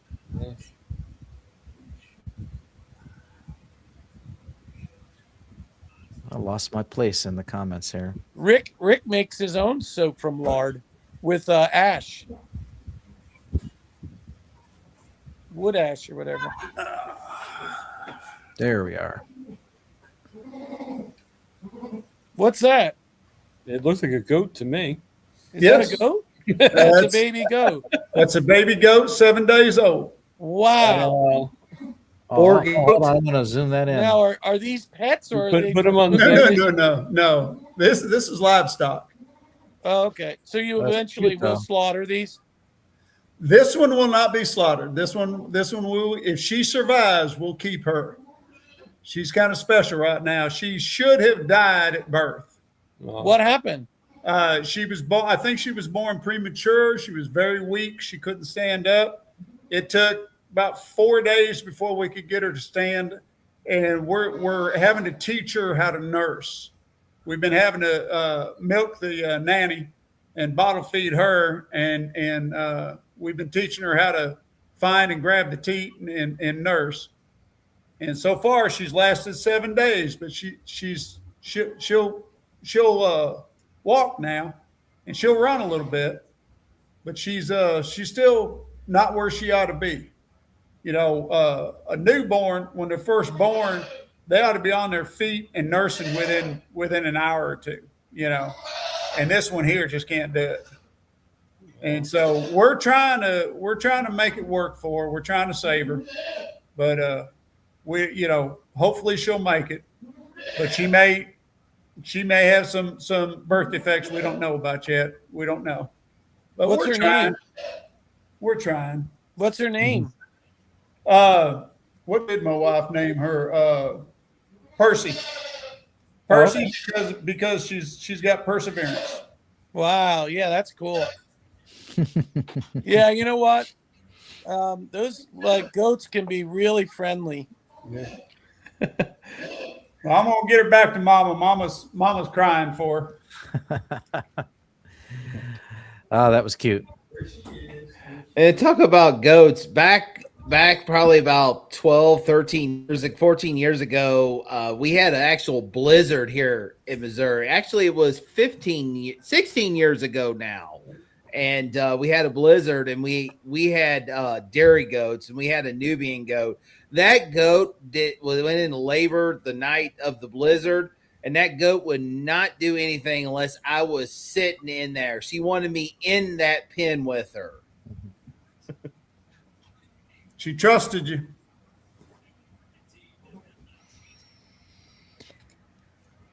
No, wait, Kelly, do you have any livestock or any animals? As of right now, no. One day, once I get some money saved up and get fences built, I got to get fences built back to get the animals. I have a barn. I have steel posts. I have some fencing materials, but I need more fencing materials. But hopefully, that's my goal in the next 3 to 5 years. Right. I'll have chickens probably. I'm going to get chickens probably the next 2 to 3 years. I could do chickens here. Do you have a chicken coop? No, I'm going to have to build one myself. And then, of course, I saw Rick over here. He says, I need a duck house. Yep, I'm going to get some Muscovy ducks because those are my favorite ducks. Do you have a pond yet? Oh, yeah, we have a pond. I have a pond in front of my mom's house, and I have a pond just right below where my house is at. Oh, good. Yeah, I got some black belly whistler ducks coming to my stock tank here, and unfortunately, they only show up after hunting season. Oh, that's a bummer. And they leave just before hunting season. They ain't stupid. No. I like that. No slow. Jeff has a new kid. Yeah, it is. Well, and I've got I think 7 or 8 more on the way. Wait, is Percy a boy or a girl? Girl. Oh. Yeah, she's a little girl because we've got to get up every 3 hours and feed her, get her up on her feet, exercise her, So, this is. What are you using? For what? To bottle feed her? Yeah, well, we have to milk the nanny. Oh, okay, right. So we hand milk the nanny and then we bottle feed her. Now, if she'll take the teat, and she'll suck it good, then we'll check after she's done. We'll check to see if there's any milk left, because, it's the only way we know that she's getting any. Right. And she did real good yesterday and last night. And then today she acted like she didn't know what she was doing. and she was really struggling to get the teat and latch on. And So this you had a morning, bottle feeder. this morning we ended up having a bottle feeder, and then this afternoon she took right to the teat again. So she's kind of wishy-washy, but she's learning, and hopefully she'll make it. But we've done committed that her mama is such a good mama that we'll never sell her, we'll never eat her. We'll just keep her as a breeder as long as she can throw good kids. And Percy, we've worked too hard to keep her alive. And if she makes it, she'll be a permanent fixture here. We won't get rid of her. Well, you could use her as a breeder too, maybe one day. Yeah, she'll be used as a breeder. Yeah. If she makes it. But she ain't out of the woods yet, but we're trying our best to keep her going.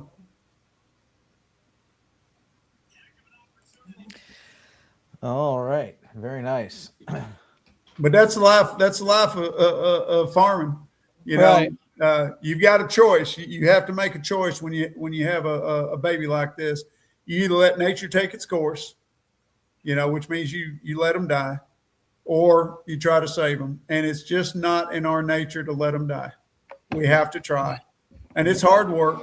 Like I said, we got to get up every 3 hours. We got to tend to her. This is a round the clock thing. And, it's tough, but it's worth it, especially if they make it. I just hope that this is the only bad birth that we have out of the rest of them. Hopefully the rest of them have normal births and we won't have this issue. Right. All right. So we were talking about fat earlier. I just wanted to clarify that under eating fat is a big mistake. So, we were talking about lean. I just wanted to emphasize that you don't have to dump a ton of fat on your meat, but you don't want to go out of your way to eat lean meat. I think that's a big mistake. And because you will not be satisfied, you'll be hungry, and then the cravings will come calling. I know for me, you've heard me say it before, if I eat chicken breast, I'm starving about 90 minutes later. I can fill up. I can stuff myself on 2-3 gigantic chicken breasts, and 90 minutes later, I'm famished. I'm hungry. That's one of the things I just don't eat anymore. Mm-hmm. I don't eat chicken breast. I can't stand chicken breast. Well, you know what? I feed that to I haven't had that animals. since I started carnivore. So. I have, but I drown it in butter. It's the only way it's palatable to me. Yeah, but even then, Jeff. Oh, God. No, I get what my wife does is she'll go buy a whole chicken, a whole roasted chicken, and she'll take the breast meat and make a chicken salad out of it. And that's about the only way we can tolerate it. But does she using regular mayonnaise with seed no, oil? No. We use what is it, Primal Kitchen? Oh, avocado right. mayonnaise, or I'll make my own mayonnaise. Right. I've done it both ways. Correction, I did have one of chicken the breast only- on Thanksgiving when I had the heart attack chicken on my nose. Right. Yeah. The only time I'll have like chicken breast is either I'm grinding it up to make a pizza crust, and I'm gonna try the pacemaker pizza style crust that Rick makes. He says you put it in there and you fry it in the pan. So I'm gonna try that, the heart attack style. Or I have to do the pork panko, the eggs, pork panko, and it has to be extremely thin. I can't do it thick because it's just too breaded, dry. like almost like a breaded chicken patty. Yeah. Yes. Right. Yeah. Oh, Kelly, since you're on here, kudos to your ranch dressing and your blue cheese dressings. I was the one that suggested that on your. I knew video. I saw your comment, and that gave me the ding, the light. I'm like, I mean, I never had blue cheese before, and you have to have the acquired taste for it. So I tried it by itself. Horrible. But when I did a sample, I did a small sample before I did the video. I love blue cheese, especially with wings. Yep. And I'll tell you what, blue cheese and butter on top of steaks, it's great. Absolutely great. I concur. Yeah. But yeah, I suggested that because we'll see what the deal was, and it was why I had to miss the meeting with Thomas as we were having a get together, Right. family get together, and I was cooking up a bunch of wings. And so your ranch recipe came along at the right time, and that's why I suggested, hey, you need to do a blue cheese recipe too. And so I did them both.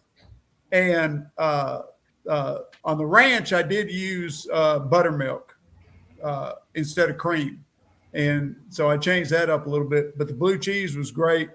They were both great.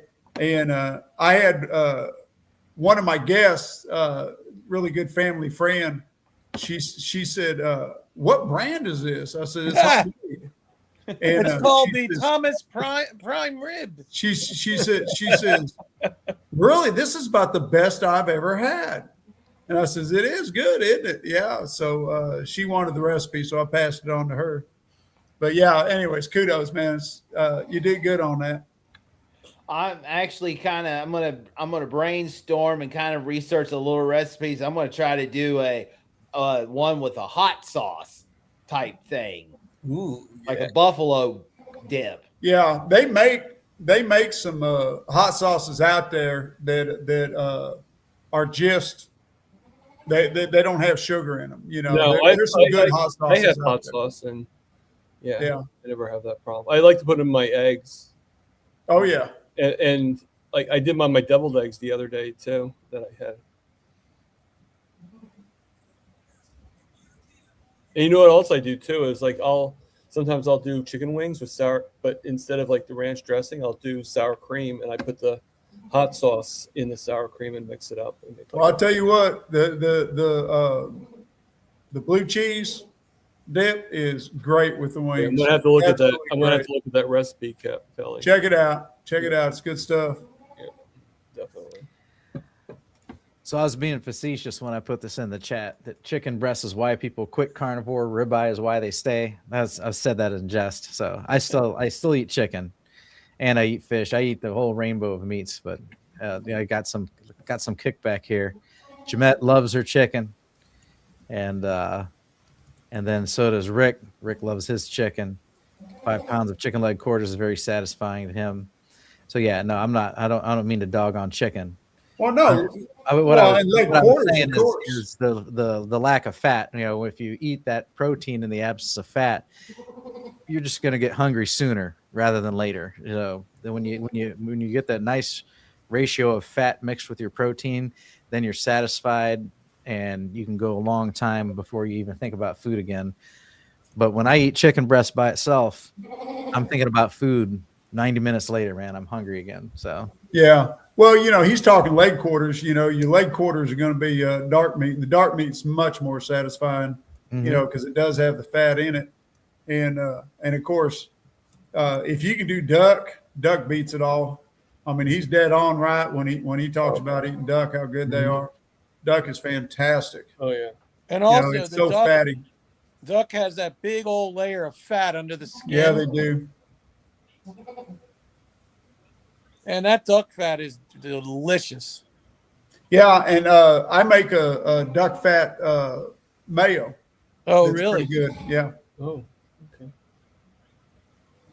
yeah, I can see where that would work. I've bought a jar of duck fat at the store and used it as my cooking grease. It lasted a long time, but I can see where that would make a good mayonnaise. All righty. But I've come across quite a few carnivores that they eat mostly chicken just because they don't care for beef. Mm-hmm. Right. And that's fine. Eat whatever you can tolerate as long as you can stick with it and get the fat in. I'm the ultimate variety carnivore. I like to mix it up.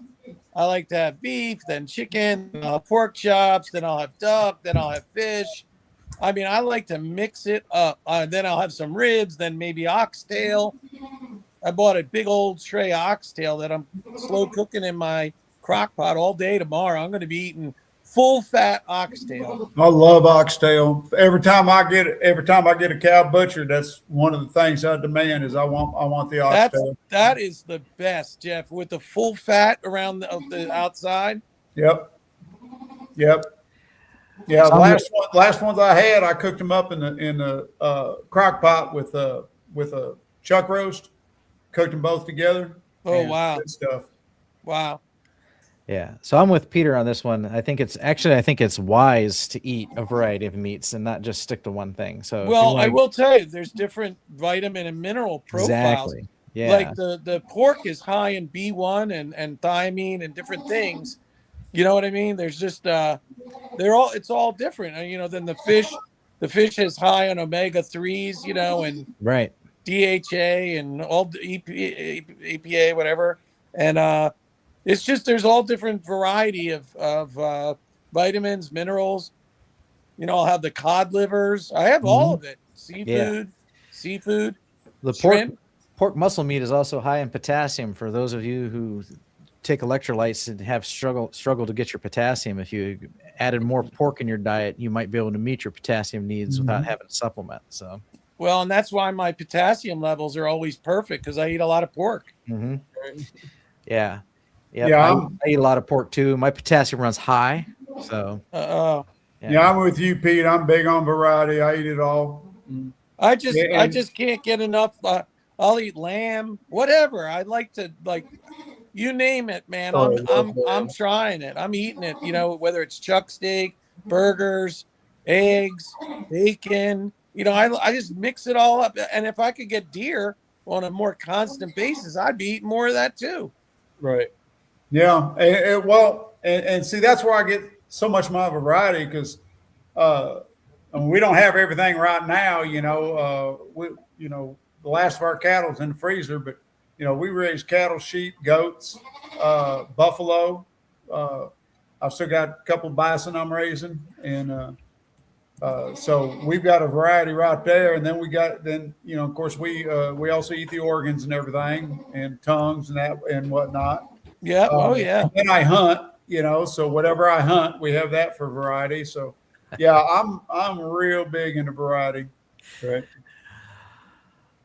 Rick says maybe that's why I never get cramps because I eat a lot of pork. Yeah, you're getting plenty of potassium that way. And Frank Calabrese says, is anyone else hearing a goat or a sheep noise? Yeah. See, because we're having to really baby this baby. I've got the nursery set up in my shop, so you're hearing Mama walking around in my shop. Jeff's hanging with the goats tonight. Yeah, I'm hanging with the goats. The goats are hanging with me tonight, but we can't put them outside, so we had to set up a nursery here in my shop. So enjoy the natural noises. Yeah. That is funny. If he's just tuning in, he's like, man, I swear I hear a goat. Life on the farm, right? Oh, man. That's funny. All right. So I don't know if you mentioned it earlier. I asked, did your baseball, softball team win tonight? No, they lost by 1 run. Okay. All right. But it was a good game. My granddaughter, her bat wasn't very hot, but her fielding was impeccable. She did a great job in the field. All right. Very nice. Coach Amy says instead of carnivore talk, it's animal talk. You know what Russ calls this segment is what's on the menu. Rick, that's funny. Old goat with a young goat. Yep. All right. What variety how many different kinds of farm animals do you have on your farm? Right now, we just got goats and horses. The chickens are at my daughter's place because we don't have a chicken coop here, and we think we're going to keep that arrangement. My daughter's got a really big chicken coop and pen, and so she's collecting the eggs, and we help them pay for some wiring and get lights set up in their coop so they can keep the eggs going year round, because in the wintertime they'll quit laying, you know, because of the changes in the hours of the sun. So if you give them artificial light, they'll keep laying. So I think we're going to keep that arrangement. They're going to keep the chickens, and we're just going to, you know, help with feed and whatnot. And so we don't have chickens. The cattle, we butchered them just before we moved to this new place. We will be getting some more once we get more set up for the cattle. The sheep, they're all in the freezer. We didn't bring the sheep with us either.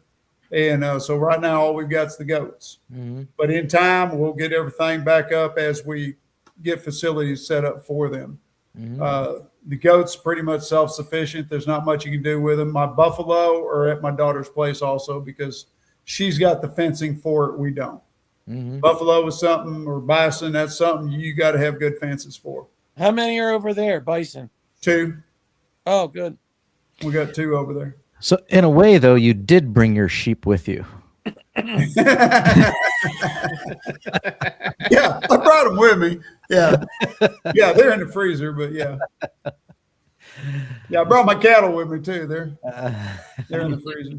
Yeah, but yeah, and you know, we don't. The goats are about the only thing we do somewhat commercially. Because we'll raise them, we'll breed them, we'll sell them, you know, we'll buy more at the sale, we'll sell some at the sale, you know, to keep the stock fresh. You know, we'll do those more on a commercial basis, you know, and we have to do something like that to keep our ag exemptions. Right. And here in this county, our horses will also count towards our ag exemption. We've got 3 horses. And but we have to do something in the agricultural business to keep our ag exemption. That really keeps our taxes low. Is there a certain number of head you got to carry? Yeah, on goats, we have to carry at least 10 head. Oh, really? Yeah. And so, you know, and of course, we keep strict books on it. Anything that's for the farm is tax-free. You know, any equipment, anything I buy, fencing, whatever, it doesn't matter. It's all tax-free. That's part of the ag exemption. Plus, you know, my end of the year taxes are lower because I'm taxed at a different rate for my ag exemption. My tags are lower, you know, for my trailers and everything. Right. So, but anyways, those are the ones I do commercially. So, yeah, we don't have a large variety right now, but once we get the riding arena finished, get it all set up and get the pens built, then we'll get some calves. And we'll go back to putting some cattle on the feed bill. So how many head of goat do you have now? Right now we've got 10. Okay. Yeah, we got just enough to keep us in. And wait, is that with the babies? No, that's just with the nannies and one Billy. We had 11, but we lost one to the coyotes. Oh wow. And that was an older one that had been with us for quite a while. You allowed to shoot the coyotes? Yeah, I'm allowed to shoot them. I shoot them every chance I get when I can get them. But the trouble is they come in, you know, at all hours of the night, you know, and they're sneaky. So we have to put the goats up in the barn every night, especially now when they might be kidding at any time. Right. You know, we can't afford to have them outside of the barn, you know, after dark. Well, and you got to watch those kids because that's what they really want. Oh, yeah. Yeah. So we have to keep them. Penned up at night, and you know, and we dealt with that at our old place with the sheep. You know, always had to put them up at night because of the coyotes. Right. You know, it's not something you're going to stop.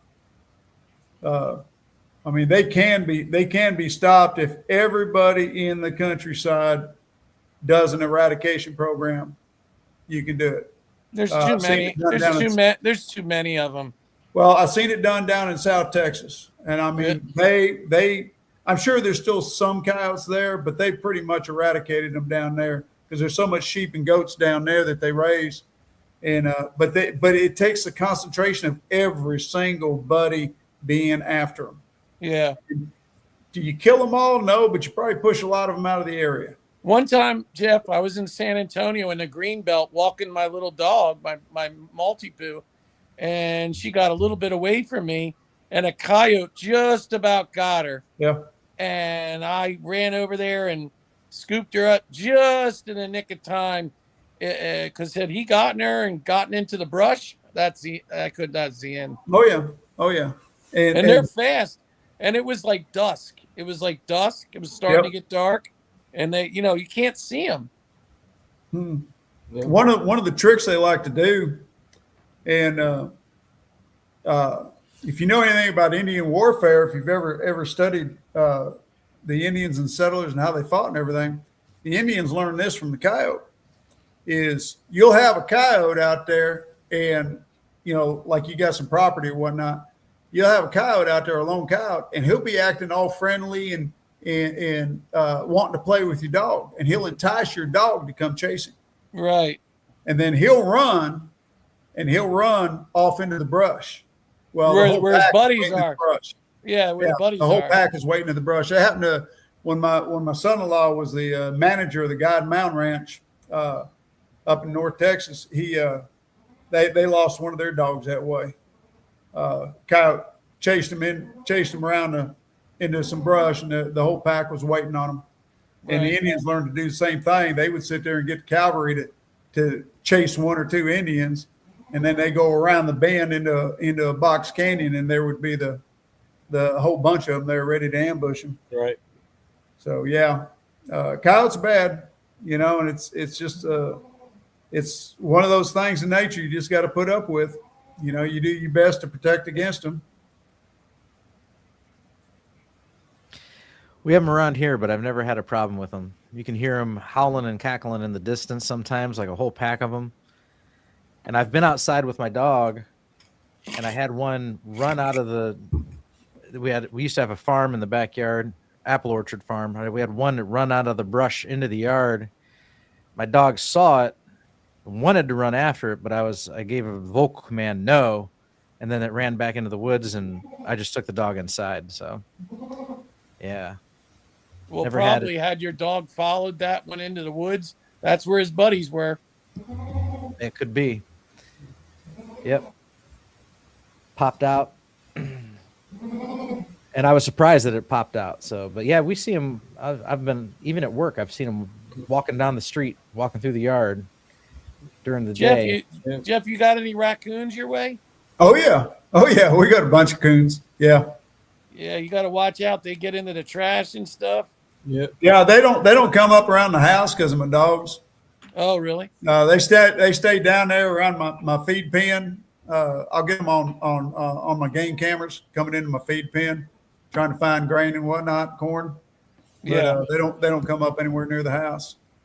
We had a couple fighting outside last night, man. They sound like bloody murder when they're fighting each other. Oh yeah. Oh, they make some horrendous noises. My oldest daughter calls them trash pandas. Mm-hmm. They are, no doubt. Well, they'll scream. They'll scream. Mm-hmm. Yeah, and if I need to, if they were bad enough, I've got coon traps.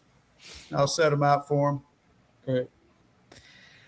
The only thing around here that I don't like, that I have to put up with once in a while, is skunks. So oh yeah, every once in a while we got a skunk in the yard, and the dog's too stupid to leave it alone. Yeah, that's a smelly situation for sure. Yeah, it is. Yeah, we hadn't been here long before my border collie found one. Oh no. Yeah, she stunk for a while. Yeah. This is cute. Just Jerry. Vegetarians eat the rainbow. Carnivores eat the jungle. I like that. I like it. Now wait, Jeff, you got any porcupine? No. None. No, porcupine. There used to be a lot of porcupine in Texas, but there's not much anymore. In fact, where my kids went to school, their mascot was the porcupine. It was Springtown Porcupines. What about armadillo? Oh, tons of them. Really? Yeah, we got a lot of armadillo. In fact, I had a mega giant armadillo, big one that I had to kill shortly after I got here. I'd been hunting him, trying to find him because he was digging up holes in the yard. Yeah, they'll wreck the yard, man. Yeah, they will. And yeah, we got armadillos up here now. Yeah, really? I thought I found where he was coming in, and but I couldn't find him.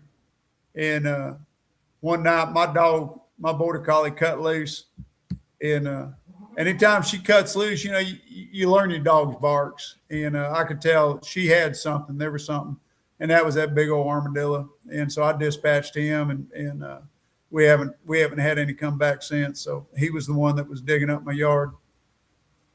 Wow.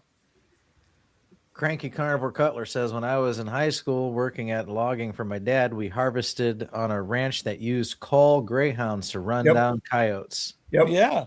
I've seen videos of that, and it is the coolest thing. Yeah, It is so they're neat. fast.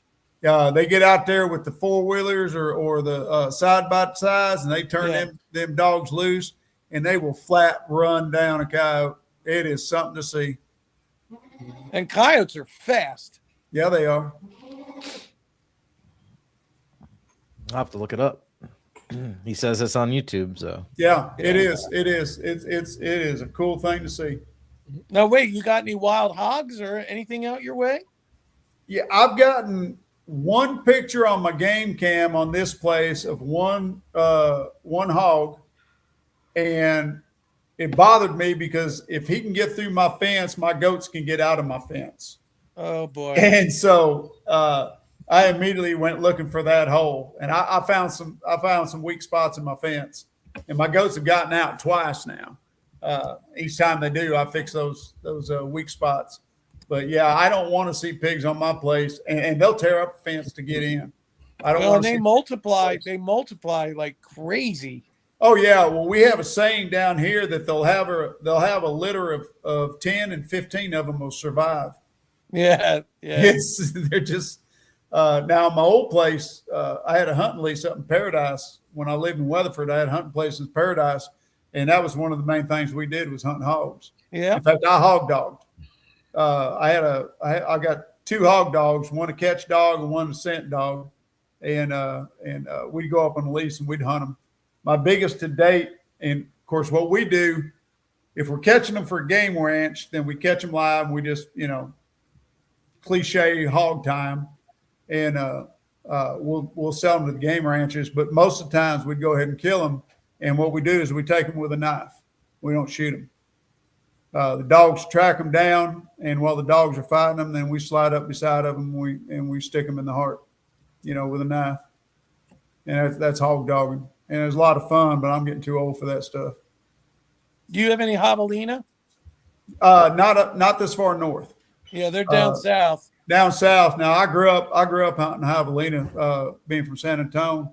Yeah. And for a while there, just about every year, I was going down to La Pryor, which is down below Victoria. And I'd go down there and go javelina hunting once a year. Javelina is fun to hunt. They are so much fun to hunt.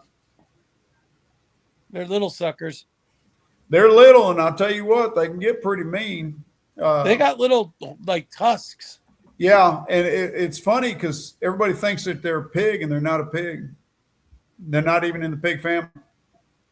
They're actually closer related to a hippopotamus than they are a pig.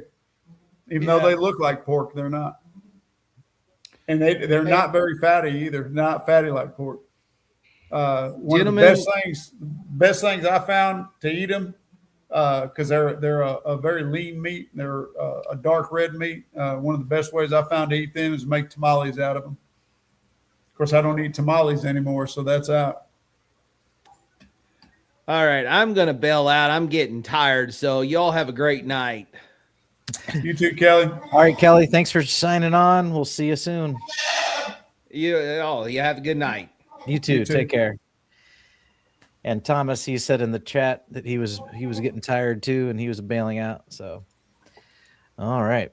Yeah, and I'm getting tired too. So, anybody who's watching, this is your last chance to join us on screen. I'm gonna post the link right in the chat. We're probably going to shut this thing down here before too long. All right. So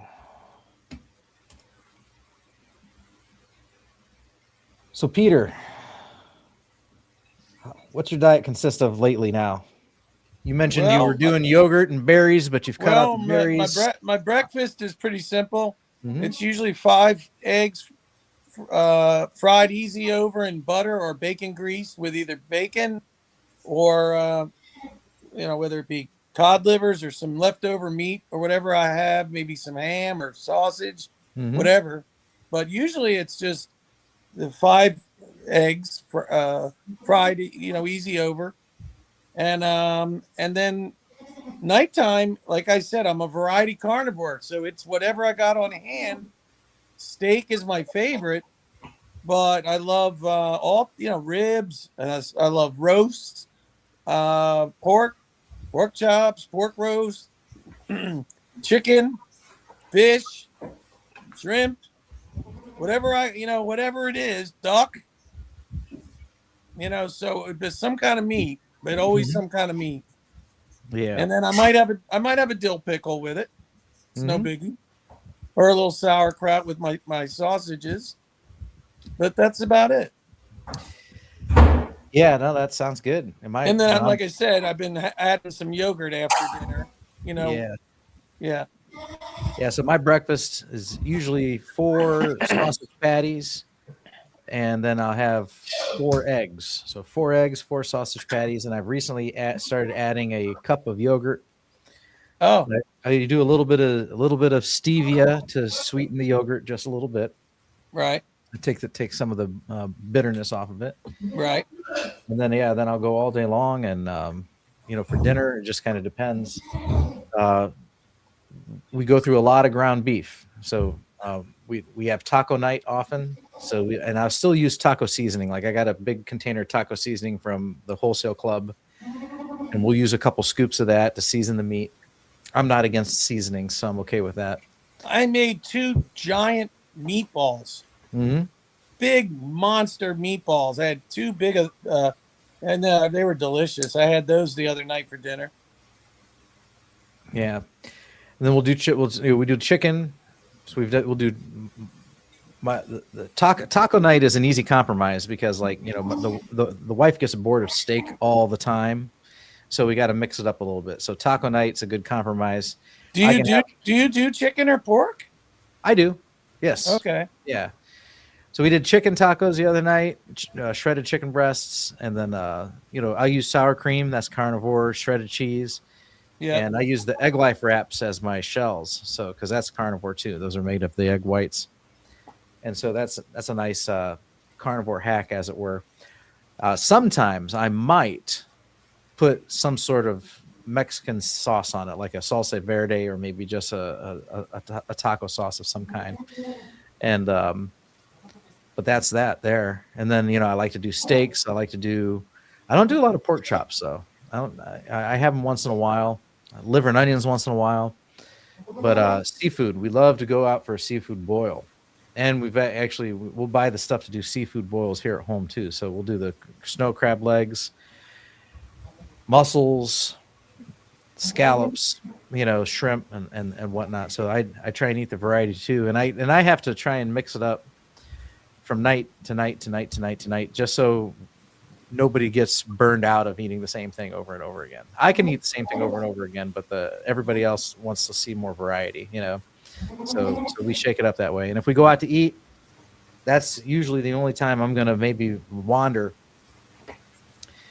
Is if we go out to eat, depending on where we go, I might have to, quote unquote, cheat. I don't see it as cheating, but I'll revert to keto for that one meal, and then I'm right back on carnivore when I'm back in my home environment. So, what about you, Jeff? What are you eating in a day normally? I'm like you. It varies. I will generally not cook every day. I usually set one day a week and do a bunch of cooking. So, like this last Saturday, I cooked up 84 chicken wings in my new air fryer. Love my new air fryer. I'm getting a stick out of this thing. What kind of Calorie 6 sport. Absolutely loving this thing. I'm having a blast with it. Is it a basket style? Yeah, it is. It is so easy to use, so simple, so quick, and no muss, no fuss, no mess. I love it. But anyways, I cooked up 84 chicken wings. We had some pork ribs, some pulled pork. I think that's about it. So how do you clean that drawer thing? You just put that in the sink? Well, no. Well, yeah. Well, we pull it out. We one of the beauties of the basket is it contains all the oils, all the grease. So we pour the grease out and either we're going to either save the grease for either cooking, like our eggs. Like I cooked a couple of pounds of bacon in it one day, and all that grease gets saved for cooking eggs for the rest of the week. And or if it was like I did some meatballs the other day. You're talking about meatballs. I did some meatballs, and I used that I used the leftover fat as a dip for the meatballs. Fantastic. And if it's not a fat that I want to keep for myself to eat, then it goes to the dogs, because the dogs are carnivore too. Right. And so they get to share. And then we wipe it out real good, and then we wash it. It's just the cleanup is so simple, and everything is contained in that basket. So it's not like, frying in a frying pan, you got a stove to clean up. This is just so much more convenient. I'm absolutely loving this thing. But anyways, so I'll cook up a bunch of meat in one day, and it'll be somewhat of a variety, and then I'll eat on that for the rest of the week. So right now, what I've been eating every day since Saturday has been chicken wings, pork ribs, and that's fine with me, because I don't eat for pleasure. I eat for nutrition. And so that's Wait all a I'm minute. eating. When you cook this big batch, what do you do with you freeze it or put it in the fridge or what? At the I just put it in the fridge. It'll be in containers. And then in you the just fridge. eat off of that for all I week? just eat off of that all week long. And Do you reheat? like today, do you reheat it? yeah. Sometimes I'll reheat it. If I'm on the go, I'll eat it cold. It doesn't matter. Or you chicken's good cold. do you reheat it in the air fryer? No, I just pop it in the microwave. And just heat it up a little But bit. like today, I had for breakfast, I had 4 scrambled eggs, and this was interesting. I just tried this. So when I made Kelly's ranch dressing for a dip for these wings, I used buttermilk. Well, it didn't take the whole jug of buttermilk, and I got the smallest jug of buttermilk to make. And I'm not a big fan of drinking buttermilk. I can tolerate it, but I don't really care for it.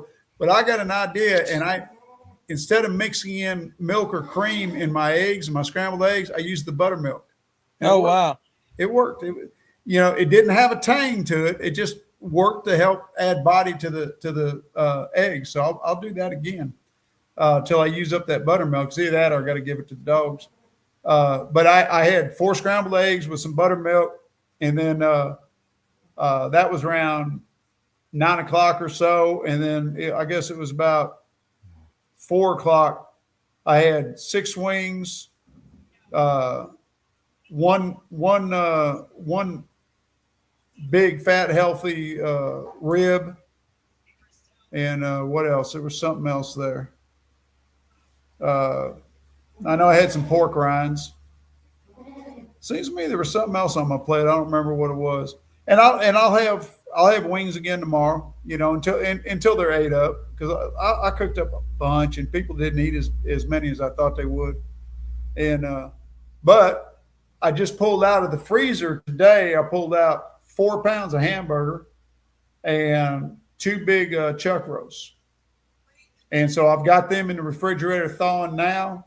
And about the time they're ready to cook, I'll be running out of what I cooked Saturday. And those chuck roasts, I'm going to do something different with them. Instead of doing them in the slow cooker like I usually do, I'm going to smoke them. I'm going to smoke them just like I would a brisket. And I'm going to smoke them to 203 degrees until they're nice and tender, and see how I like that. And I'll also do the same thing with the hamburger.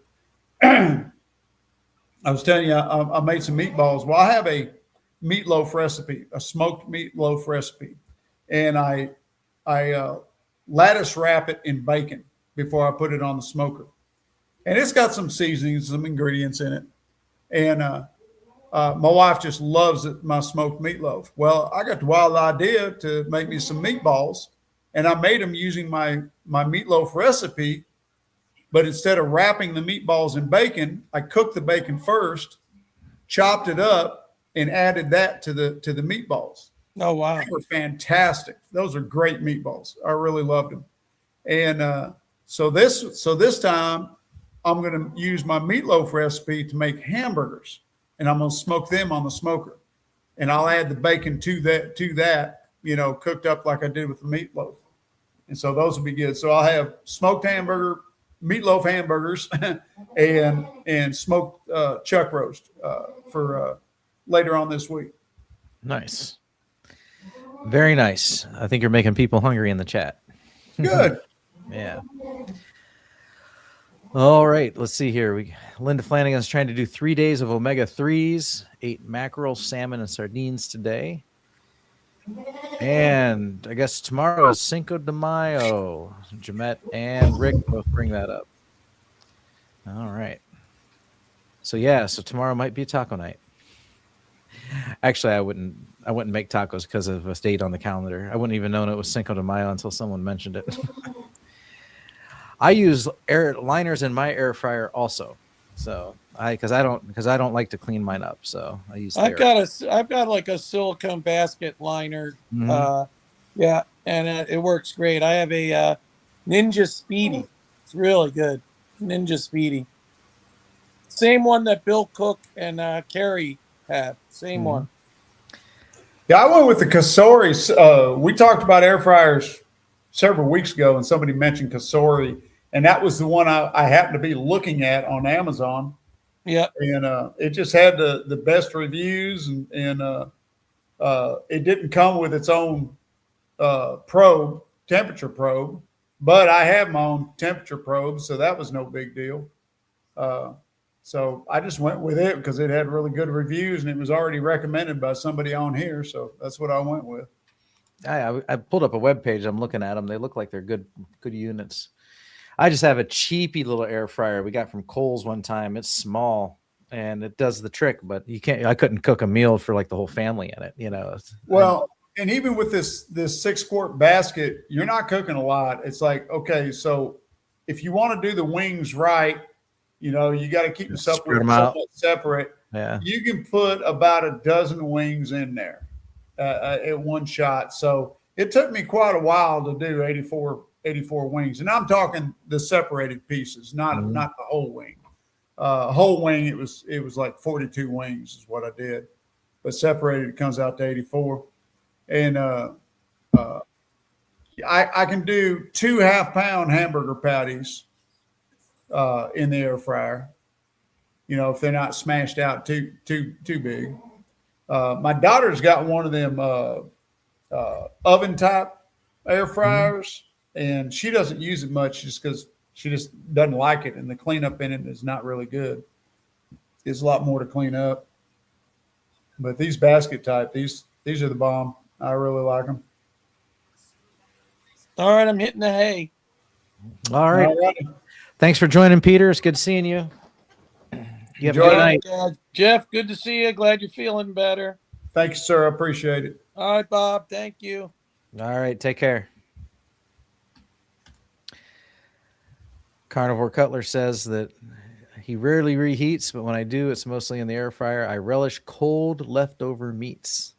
So I actually don't do cold meats. I like to reheat stuff all the time. So, all right. Rick says goodbye. He's frozen. He probably closed his window or something, and that it's still open in the background. You probably, you know what I mean? When the apps are still open in the background. Yeah. Yeah, that's probably what happened there. I'll go ahead and remove them manually. All righty. I never have any leftovers to reheat, says Rick. So I try not to. I'm not a big fan of leftovers. When I was growing up, like my mom always put leftovers in the fridge, and there was more than one occasion where I came home from school hungry, and I go through the fridge. I'm like, oh, this looks good, and I dig into it, and it was something that had been there for way too long, and it was rancid. My mother didn't like putting up leftovers, so that was one of the reasons why I became such a big eater early on in my life. You got to eat it. Yeah. Got to eat it up. She didn't want leftovers. So have 2 helpings, have 3 helpings, whatever. Mm-hmm. Yeah, no, I could. Well, that's probably why I got big in my adult life, and that was why I was out on my own, and I don't want leftovers, so I'm going to eat it. Or and then if I went out, like if I went out on a date, like I remember when I took my now wife out on our first dinner date. We go to this Chinese place, and I was 25, 24, and probably 180 pounds. Maybe. Well, no, I might have been 165 then, actually. Anyway, she was at the time she was 19 and 88 pounds. I could pick her up and bench press her standing up. She was so light. So we go out on our first dinner date to a Chinese restaurant, and we order food, and they bring out the food, and she has like 2 bites of something, and she's like, "I'm full." I'm like, "Oh, no. That was a $15 meal right there. You got to eat that thing." I was like, "What do you mean you're full?" Yeah, I grew up being a big eater, and like if we go to a cheap steakhouse, like Bonanza or something, I'd have to order 2 meals, to fill me up. And I always ordered the biggest steaks wherever we went. I always ate as much as I could, and as long as I was being active, it was no big deal. I didn't have a problem with the weight. It was as I got older, my eating habits didn't change, but my activity level, when I had to start working for a living after I got out of the Army, we always there's a meme out there where you show an active duty soldier, in the form of Hulk, muscular, big, mean. And then you show him after he gets out of the Army or retires, and he looks like Shrek. Because we've gone from being extremely active to now we're just working for a living and we're not active anymore. And in my job, all my work was with my hands, mostly my hands and my upper arms, my upper shoulders. So there wasn't a whole lot of activity. And so, yeah, that's when I porked out. And now, thank you, Carnivore, I can go back to being a big eater again. Oh, yeah. I don't have to worry about it. I was going to say, I'm still a big eater. Yep. So, but yeah, no, I used to, I'd go out to eat with my parents and my kids, so I had a family of 4, and then take mom and dad out, that'd be 6, we'd order food. And with particularly my wife and kids, like when they got full and they were done, I'm like, well, you pass that over here, because we're not letting that go to waste. Yeah. So I ended up eating like the remnants of everybody's dinner. And I just got really big and really obese. My dad would call me a shop vac. Nicknamed you Hoover. Right. Be like, "What's up, shop vac?" So I'm just sitting there like sucking everything off of everybody else's plates. And because in my mind, I'm like, hey, I'm paying for this. So I ain't letting it go to waste. When I was in the Army, of course we didn't make much money, but living in the barracks, we didn't need much. Actually, I probably had more spending money back then than I do now. I was only making, I think my top pay was like $450 a month. But me and a couple of my buddies, we were all pretty good sized old boys with big appetites. There was a place in downtown Killeen, Texas, called the Smorgasbord. And it was a buffet type smorgasbord. They had everything. And we used to go hit that thing on a payday, on a Friday, and we would hurt that place. We would hurt them bad because we could flat eat. And they had some good big old roasts out there, all kinds of good meats. And we'd put the hurt on them. And it was like $3.95 for all you could eat. And we'd do some damage. And after about the 5th time of going there, the manager spotted us and he came over and asked us to please, not eat so much, that we were really overdoing it.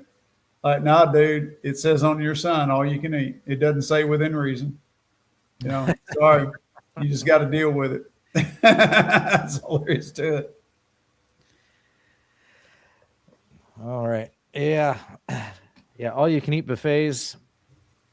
Rick says that were his places to eat. Yeah. You Those bet. were. I used to love buffets. Mhm. Yeah. The same thing that all you can eat buffet or like a congregation gathering where everybody brings a dish. Yeah. You know, it's like my mentality going into that was like, I'm going to like, well, with a buffet, it was, I want to make sure they lose money on me. You know, Yeah. it was a challenge. You know, whatever the entry fee was, I was like, okay, I know I gotta eat a lot and eat a lot of expensive stuff to try and make sure that they didn't make much of a dime off of me. And then Yeah, I was watching one of Rick's videos earlier in the week. He was talking about how he liked going to the Chinese buffets back in the day. yeah, or like a congregation gathering. It's like I had to try I had to try everything that everybody brought. I couldn't. There was nothing I couldn't. I had to try Except the everything. Jello salad. Except for the Jello salad with the carrots cut up into Yeah. shredded up into. Oh my gosh! But every dessert, you know, every noodle, every whatever, you know, I'd fill up a plate, eat it, go to get my second plate, and then go through and put on my plate what I didn't get on round one, and then whatever I liked, I'd go back again, and it's like, yeah, I was quite the vortipoise. So, let's see here. Cutler says, when I was in the Air Force, Tucson had an all-you-can-eat Mexican restaurant named Gordo's. I often ate 3 dozen tacos after the first dish and a little bit of it all. My record is 54 tacos. Oh, wow. That's good. That's good. Mhm. Well, no, it's bad, but you know that's quite a number. Our all you can eat is ponchos. That's what we have down here. I like buffets because it's quick and I don't try and stuff myself. So. Generally, I only eat 3 pounds of meat at a buffet. Yeah, he doesn't try to stuff himself. Yeah.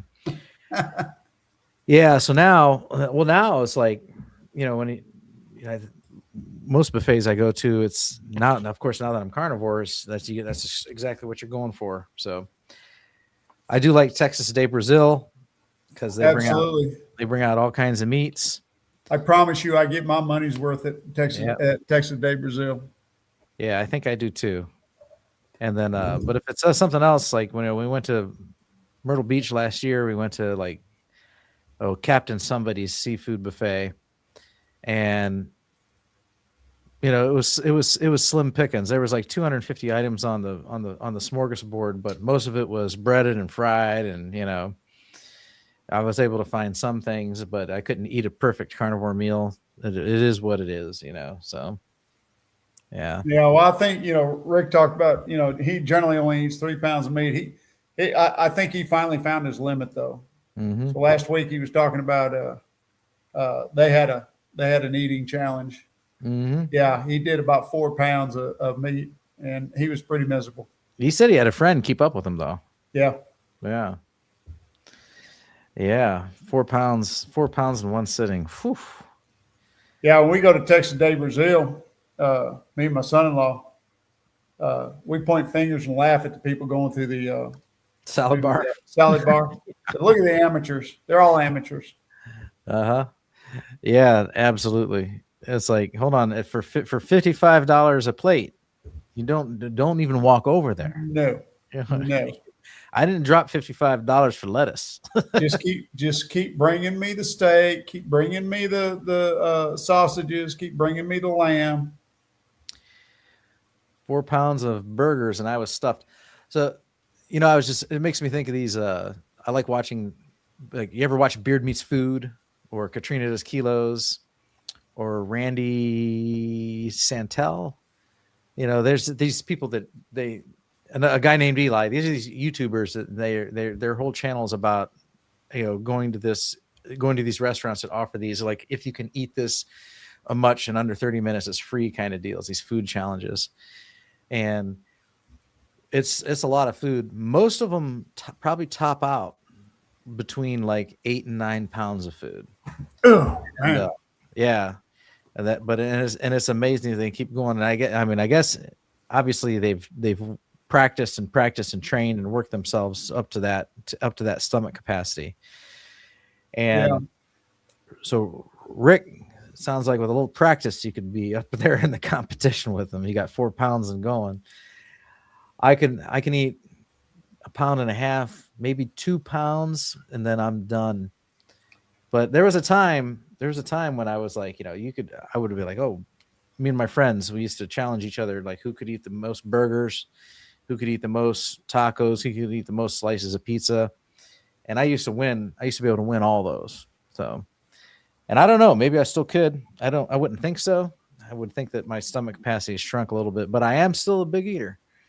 So let's see. Up in Amarillo, up the Texan, they got steakhouse up there. I think it's called the Texan. I'm not sure. Anyways, they're world famous for their 72-ounce challenge. They got a 72-ounce steak, and if you can eat that, they'll give it to you for free. And I forget what the time limit is. You got to eat it in such amount of time. But the thing is, it ain't just the steak. You got to eat everything, all the side stuff too. Mm-hmm. If it was just a steak, it'd be an interesting challenge. But you got to eat all that side stuff. The side dishes, the baked potato and salad and whatnot, and dessert or whatever it is. But I wouldn't mind trying a 72-ouncer, but I'm not going to eat that other junk. But I know when I go to Texas Roadhouse, I'll get them to custom cut me a 2-pounder. Mm-hmm. And I have no problem eating that 2-pounder. It's just about perfect. Cutler asked if it was Captain George's. My uncle treated me to a seafood buffet in Newport News, Virginia, called Captain George's. So I've been to Captain George's. I've been to Captain George's in Virginia Beach, and I've been to a Captain George's in North Myrtle Beach. And but this one last year we went to, it was called Captain Benjamin's, and there was 2 of them. There was 2 Captain Benjamins, and they were completely unrelated. And that was the name of that one. But yeah, no, I've been to Captain George's many a time. When I grew up, my parents loved to frequent Virginia Beach. So we'd go down there every summer, every other summer. And that was, as a rule, they always had to eat at Captain George's. Let's see here. The Heart Attack Grill's Octuple Bypass Burger. I watched some of those. My favorite is Leah. Oh, yeah. Leah Shutkever. I don't know how to pronounce it, but I've watched her too. Yeah, she's quite the eater. Swallows hot dogs whole. 2 pounds is a typical meal for Rick. Joel Hansen is my favorite competition eater. I haven't heard of him. So, all right. Why would anyone want to be a competition eater? Free food, money, notoriety. Why does anybody want to be anything? So, I used to be a competition beer drinker, but that was in a past life. Yeah. Oh, speaking of beer drinkers, were you on when I talked about that? I found out that my cramping issue was actually not an alcohol thing. It's actually a Mexican food thing. Well, I wasn't on, but I caught up with it. I watched what I missed last week. The next day. Yeah, my mind is blown. So you just put that in perspective. It's kind of weird. Like, cause I was carnivore for a couple years, really strict. And that one meal, I was like, okay, don't feel bad that we came here. I'll just have a burrito. It's not the end of the world. And I had a burrito and a beer, and I ended up with those cramps. And my mind automatically just thought it was the alcohol. Yeah. Because to think it was the food just seemed so absurd. And it's happened like 4 more times over the course of the next year. And then I just started to recognize that, like, hold on a second. This only happens with margaritas, at Mexican. And I didn't even think this only happens with Mexican restaurants. My mind was still blaming the alcohol. And then when we went out to eat the other week, and I had dinner, and I did not have alcohol at all, and then I came home and still had a cramp attack. I was like, I was beside myself. I couldn't believe it. So something else. So Well, now you know. now I know. Mystery solved. Mystery solved. You know, it's one of those things you know not to ever touch again. Yep. So it's kind of it's a little sad and it's a little happy. So it's a little sad because historically I've always loved Mexican food the most, probably out of anything.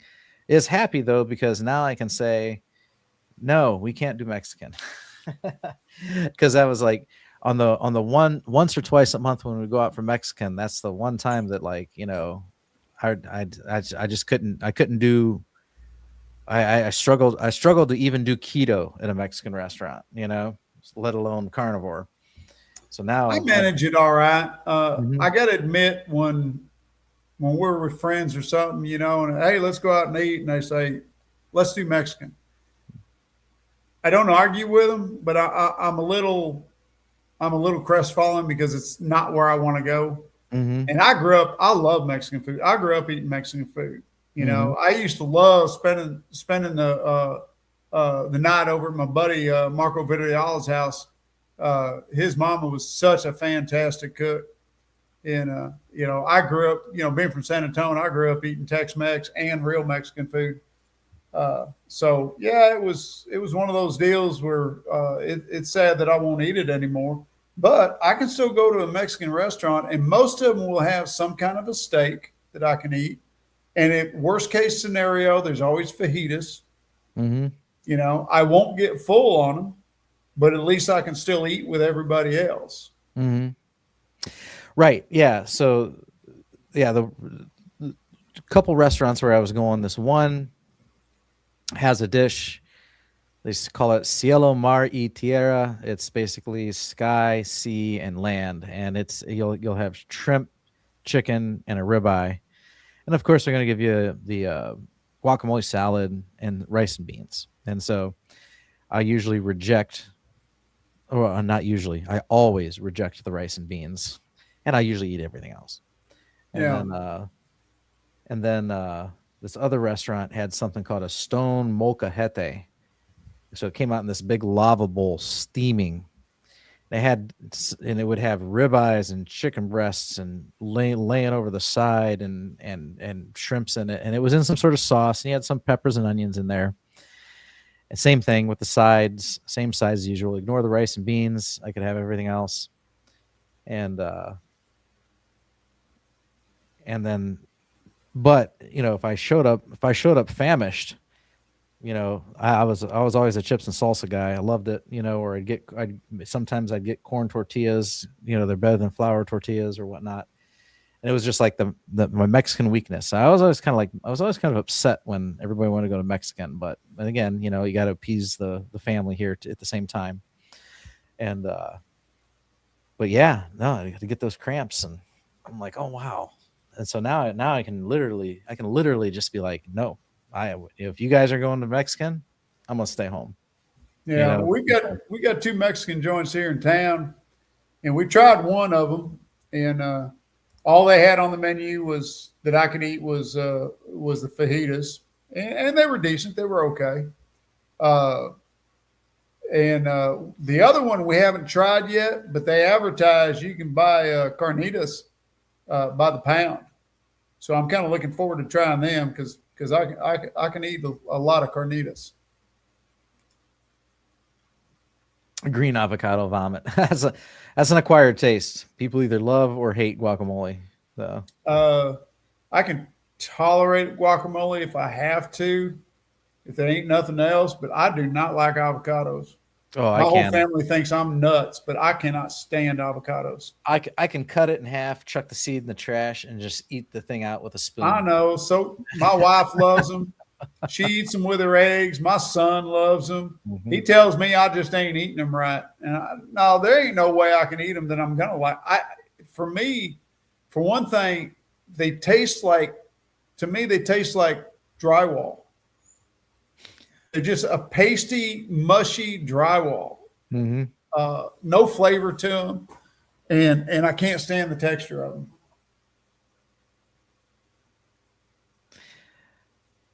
Being allergic to them is a good way to stay away from 'em. They burn Yeah. my mouth and cause me to vomit. Yeah. So well, then you definitely stay away from avocados. So, all right. Well, and now that might be part of the reason why, all my muscles seize up and cramp all over, a couple hours after eating Mexican food. I still don't know what it is for sure, but I'm thinking it's the potassium spike.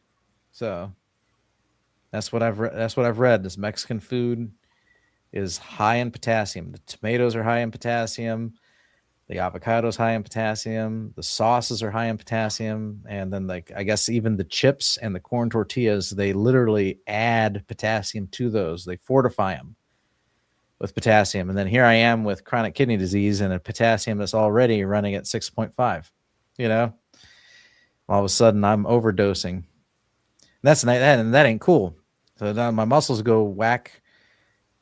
At least it didn't stop my heart. No, because they say 7 and up, 7 and higher. That's the issue. So I can eat a mango without issue, though. Okay, cool.